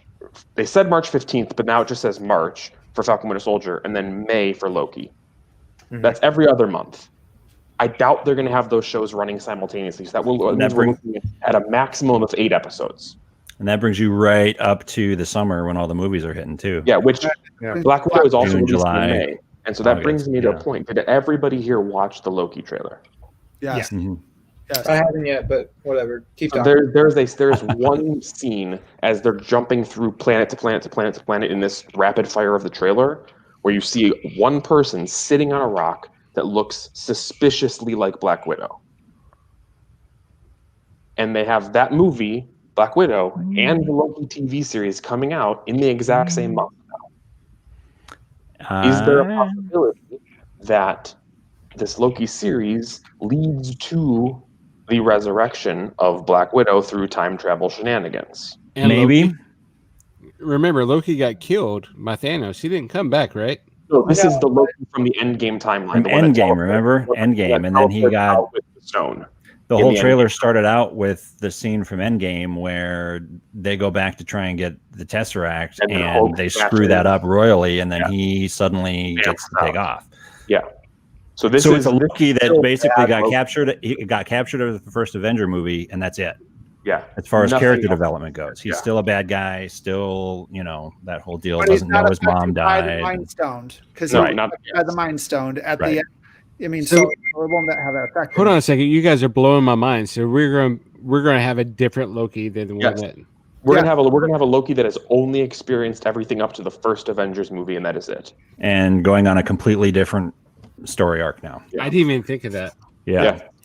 That's what the movie. That's what the show is. You got to So- watch Avengers. and this kind of let's The stone. let's kind of we can maybe wrap it up. We're getting at about 2 hours here. Okay. But I think this is kind of a good point to try and maybe land on as far as transitioning into the Star Wars conversation, which can be coming up for us next. next week. I 'Cause we're think, gonna talk Joe, about I think you Thor brought up, I think it was you that brought it up just a little bit ago, a good point as far as being able to make different stories and better stories that deserve to be told in a context that's larger than just a movie. Yeah. And as much as we all have had agreements and disagreements about Star Wars and the movies and all of that stuff, I think, and you can correct me if I'm wrong, but I think a lot of us are probably on the same page with regard to Star Wars, that The Mandalorian's amazing. Yeah. Oh yeah. And It's I okay. think moving forward, as long as, and this is where this again kind of goes back to the WB CW like overkill side. I don't want them to go oversaturation on it, but I think, Joe, a lot of the stuff that you were saying you were hoping that the sequel series would be, Mm-hmm. that's going to be the series stuff that we're going to be seeing on Disney Plus. Like they're going to be diving deeper into all of that stuff that takes place immediately after Return of the Jedi, and then moving up to the Force Awakens, like all of that stuff, and then and Luke building his own, Whatever. whatever, and eventually coming to the point of the downfall of all of that then leads to the sequel series and the trilogy and all of that stuff. I think those stories fit better in that In an narrative. episodic format. What I don't. Bobby's like biting his tongue here. We'll save Next it week. for Next week. Do you, We're saving it do for you next agree week. or do you disagree with me though? Oh no. Those, I if those stories are what we are going to be fleshing out, I totally 100%. that medium agree fits with better. you. Yes. No, Dan, I'm agreeing with you on that point. I'm just saying they're giving themselves an out to either completely ignore the sequels because all their stuff is in between, before the sequel timeline, or they're going to do a time travel thing in Star Wars. And they've introduced and they have been doing, but we can talk about that next week. We can talk about that later. Everything I agree with you up to that point, but I'm just Same. saying they're laying If the they groundwork. do that, they'll be jumping the shark, and I will be done They with won't. Star Wars. Next that will week. be my next week, opinion. next week, But next week. Let's talk about that next I week. think there's a good final question to wrap it up this week. I got a good idea. do you think, though? Do you think the future of Star Wars Damn it, working Dan. in this series Next format week. is good? Week. Yeah, I know what you're saying. I'm just trying to make sure for all of us, like, Yes. we can start there. That's the direction that they're going in. They're not going the movie route, at least not for a significant amount of time. The way George Lucas wanted it, and it's all the better for it. Yeah. So Christian, what did we? I got a good idea for a final question. So out of Yes. everything Marvel related, it can Okay. be animated, live action, movie, TV show, doesn't matter. what was the thing you were most excited to hear about and the thing you were least excited to hear about? Like most looking forward to, least looking forward to it, of everything that was announced that we talked about today. All right. I'll go first. Okay. Thing I'm most excited about? Probably Loki. Definitely Loki.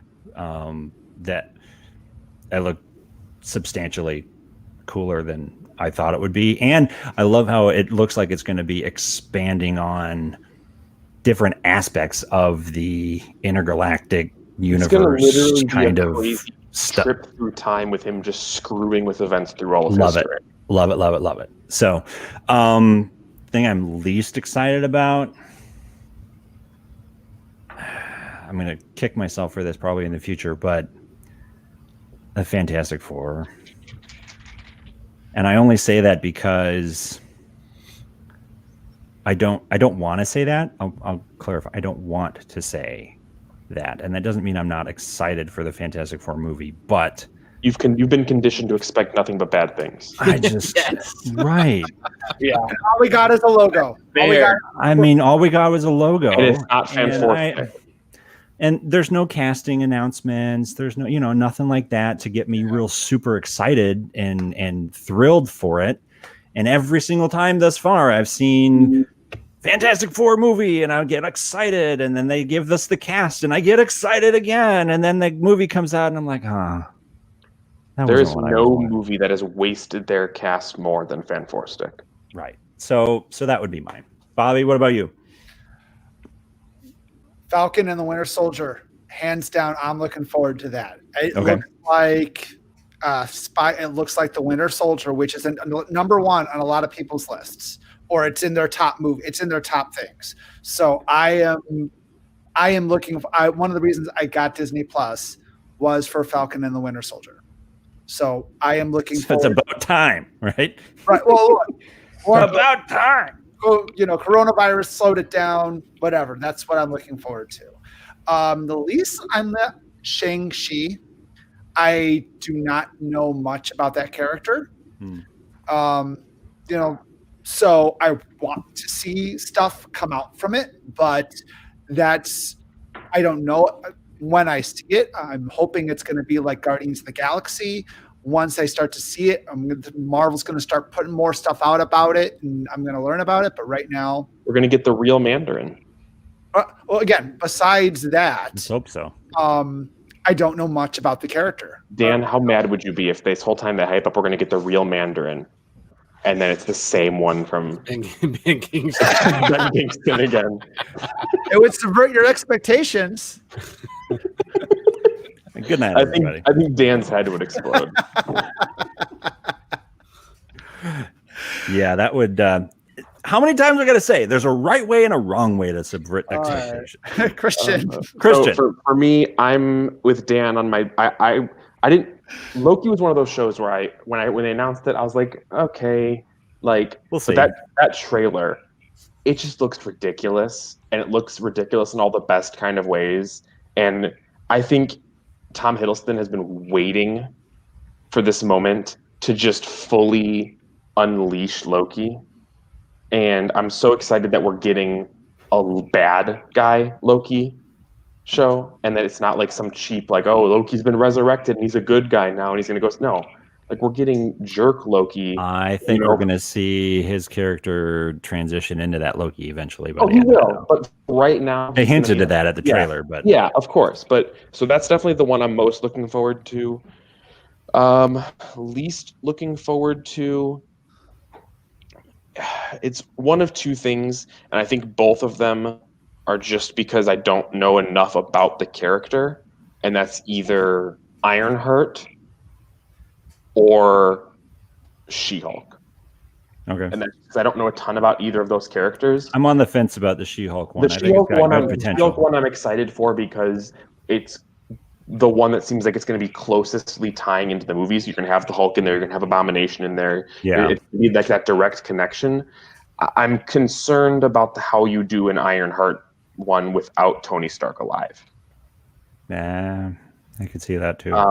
We'll see. Throwback, maybe. Yeah, that's what I would say. That those are probably the two kind of ones that I'm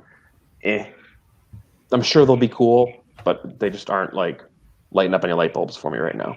Yeah. Andrew, what about you?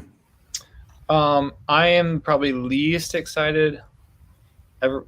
I don't know what you guys are gonna think, but this is me honestly about Black Widow, because I've just never been able to buy Scarlett Johansson's acting. Fair enough, dude. Like, fair enough. I don't think she's like a bad Black Widow, but I just don't like her as an actress, I guess. That's fair. Fair enough. And what I'm most excited about is Black Widow because David Harbour's in it.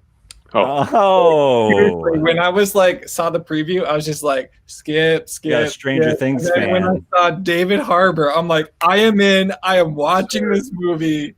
This is going to be amazing. So, did you ever see the Hellboy one with him in it? I haven't seen Hellboy. So awful. Okay. Yeah. It was so awful. Don't do it because I want to get your. I'm curious what you think of it. I saw the old Hellboy. Yeah, the old Hellboy ones are good. Those are good. But I haven't seen the new one. But watch the new. I'm curious what you because you're a huge fan of his, so I'm curious what your thoughts are. He's so great. I didn't watch the new one either. I wanted to, but I was terrified. Yeah, I am worried about that. You could straight up tell that they didn't even finish some of the graphics in the. That's what I heard. The CGI in the movie. You could tell. You could tell. You're like, oh, y'all needed another week on this one. Such a big fan of the Ron. There's a scene. Ron Perlman. Hellboy. There's a scene where he's fighting and his arm keeps switching sides. Oh, really? Yeah. I stopped it there. It's gotta be. It might. I don't have to go back though, because it might be at this point in my life one of the "it's so bad it's good" category. We'll see. I'll go back. What comics is Hellboy? Is that under Dark Horse? Hellboy is that Dark Horse? I think it's Dark Horse. Yeah, Dark Horse. Yeah. So anyway, I'm really excited about David Harbour. Okay. I think he'll do great. He's supposed to be Black Widow's father, correct? Father. Okay. Yeah. All right. He's Russian Captain America. Yeah, there you go. Fat Russian There Captain is such a thing, right? Joe? Most excited about is Loki for obvious reasons that's been stated before. Least excited is probably Black Widow. Her story's been told, and she's done. There's no point in rehashing. Movie's 5 years too late. Yeah. Yeah, I kind of agree. I will agree with that. We'll see. I mean, I want to like it.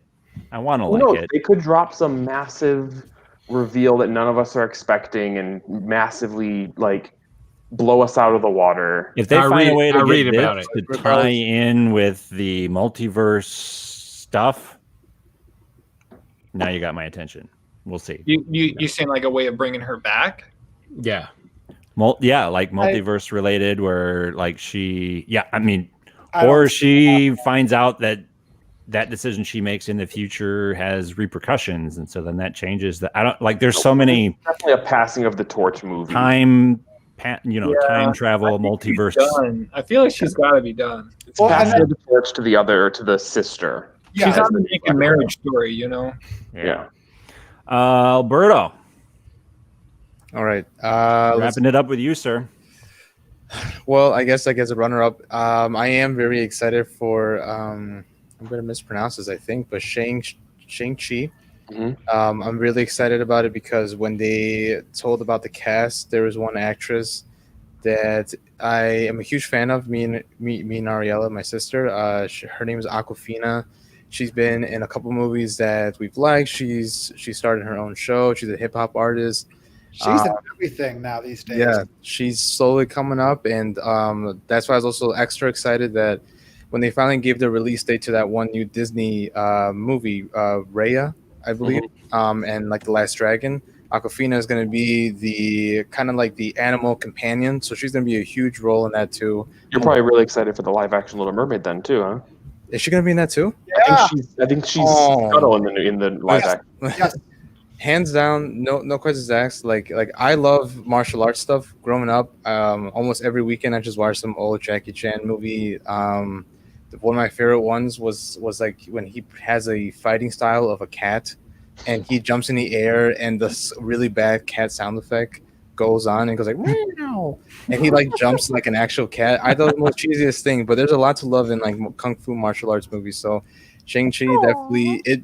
I'm assuming it's gonna have good choreography for fighting, and I'm really hoping that like that they give it the wide shots and the love that kind of like art form really deserves, so you can see everything without all the cuts that was littered throughout the Winter Soldier. But the actual one I'm most excited about for sure would be Doctor Strange, because I love that they've introducing America Chavez. I feel like she's kind of new, at least in the comic world. I only knew a tiny bit of her. I knew about her around the same time that Miss Marvel was being introduced into the comics. So to have two new, very diverse characters start coming into the big and small screen is really exciting. I love that they announced Sam Raimi is going to be doing it. I know you guys already talked about it earlier, but everything Sam Raimi has done in the past, I've been a huge fan of, whether it be Spider-Man or whether it be all his horror stuff. Everything or 2/3 of Spider-Man? There is still some fun that can be had watching the third one for sure. I don't know that Sam Raimi likes Spider-Man 3. So where's that's just Sam my Raimi take cut? on it. Where's the Sam Raimi cut of Spider-Man 3? Yeah. I'm with you though, bro. I'm like the Doctor Strange movie, as far as all the movies that have been announced, that's definitely the one that has me the most excited. I mean, like Christian mentioned it earlier, like Wanda's gonna be in it. I'm really curious how's that connection gonna go along. The tie of the Spider-Man movie as well. well. is gonna be in it as well. So just a really popular, iconic, just evil half of Doctor Strange. I feel like that movie, hands down, not only in the production side, the acting side, but this is obviously going to be a huge setup as well to being able to cross over with a bunch of different universes.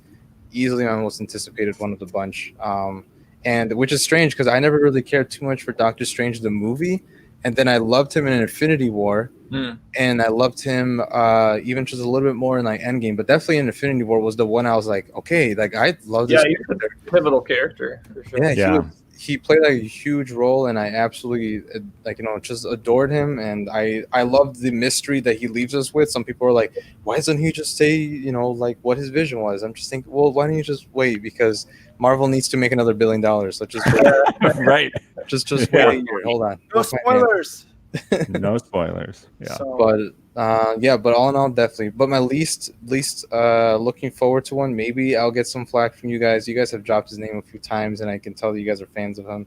I am not excited for, I think it's called the Machine Wars show. Armor Wars? Armor Wars.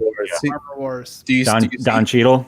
Do you see my excitement of it? I love the actor, and I loved his movies that he's been in.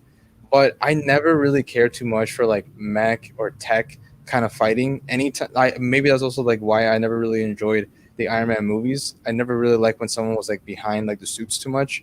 I always like having to see like the hand-to-hand combat. So it's like to see that like Black Widow's probably gonna do a lot of hand-to-hand combat going against Taskmaster. Shang-Chi is definitely gonna be doing tons of hand-to-hand combat. Those are like the things that I love to be able to see. Being able to to see like the actors and all like their blood and sweat just being like poured into like some really difficult craft. But I'm not too excited about it because it's gonna be a lot of explosions. It's gonna be the Marvel Transformers. Michael Bay. Yeah. Yeah. Explosions and pots clanging and people shouting. Right. Yep. Man, I did not know that Awkwafina is gonna be in Little Mermaid. What is she playing? Out of curiosity. Playing Scuttle. They're changing the gender of Scuttle the bird, and she's gonna be voicing it. Oh my god, I am so excited. There you go. Well, can I just say, if the Spider-Verse happens, we need to bring back emo Tobey Maguire. No. Come on. Yes, we do. We do not. The only time was he emo or was he like a jazz club like guy? What was he? Serious identity crisis going on. Hold on. One quick comment to that. Pre-COVID, I was part of a like jazz ensemble, and we would go to like dive bars and stuff, and we would we'd be playing. I'd be the drummer. There was this guy. His name was John. He was the bassist. I had never met him until about 2 days before our performance. We were practicing, rehearsing before we roll up to some bar like up north. This guy, he knows his stuff, but then Did he come up and go, dig on this? Hold on. He took off his beanie, and at first I thought he had short hair like Andrew. As soon as he took it off, hair exactly like Spider-Man 3, just blonde. It was just that long swoosh with that, and he was just flipping it like that the entire time during rehearsal. And I was thinking, wow, Spider-Man 3, there was some like historical accuracy in that movie. We thought Sam Raimi had missed the boat in being out of touch with modern day trends, but he was ahead of the curve, apparently. Ahead of the whole game. Watching that movie again with my wife, I was like, oh, let's watch Spider-Man 3. I haven't watched it in a long time. And we totally forgot about that scene. And then we like turned it off. You mean that like half of the movie? Rightfully so. I'm convinced like that thing was one of the most for a while was the highest grossing movie ever. As far as like the opening weekend. If people could have gotten refunds for a movie, that movie would have been the most refunded movie of all time as well. Here's the thing. I'm convinced that a big part of the reason why it got so much was because people went out of it the first time and were like, it can't be that bad. I need to give it another try. No, it was that bad. And that was what happened. So. It's one of those superhero movies that people wanted to see. It was a ticket blockbuster. You all had to go see it. It was good for the general audience, but for the Spider-Man fans. Listen, I got one last question and the real last question. The real one, and then we are out of here. 2 hours and 15 minutes, and none of you guys brought this up. Okay, Spider-Man 3, possibility. You guys are talking about all these crossovers with everyone. No one talked about the real villain and whether or not he's returning. Is Bonesaw coming back? No. Rematch. Oh, shut up. Because Macho Man is dead. Can't. Macho Man Randy Savage died, dude. I know, but you can't bring him back. The only way I'd be okay with a Bonesaw comeback is if it's John Cena being a John Cena Bonesaw. Multiverse version of John Cena. Yeah. Handsaw, Handsaw, Bonesaw. So I do want to preface before next week's episode. Anybody who is going to be listening to next week's episode, make sure you are caught up on The Mandalorian. We will be doing all of us. Yes, that is a great point. Before next week's episode, because that is next Friday. This coming Friday is the last episode. We will be caught up. We will be discussing it as well as the future of the MCU. Star Wars, man. Excuse me. This future of see, it's late. I'm tired. The future of Star Wars. So talking about if you are not caught up, listen to us on YouTube after the fact. Exactly. Or wherever you listen. Or wherever, at YouTube or Spotify or wherever you do your listening, listen to us after the fact. We will not be posting anything of The Mandalorian this week until after the podcast. Yeah. Yep. So until then, everybody have a great week. Have a great night, everybody. Good night, everybody. See you next week. Good night. How do I leave?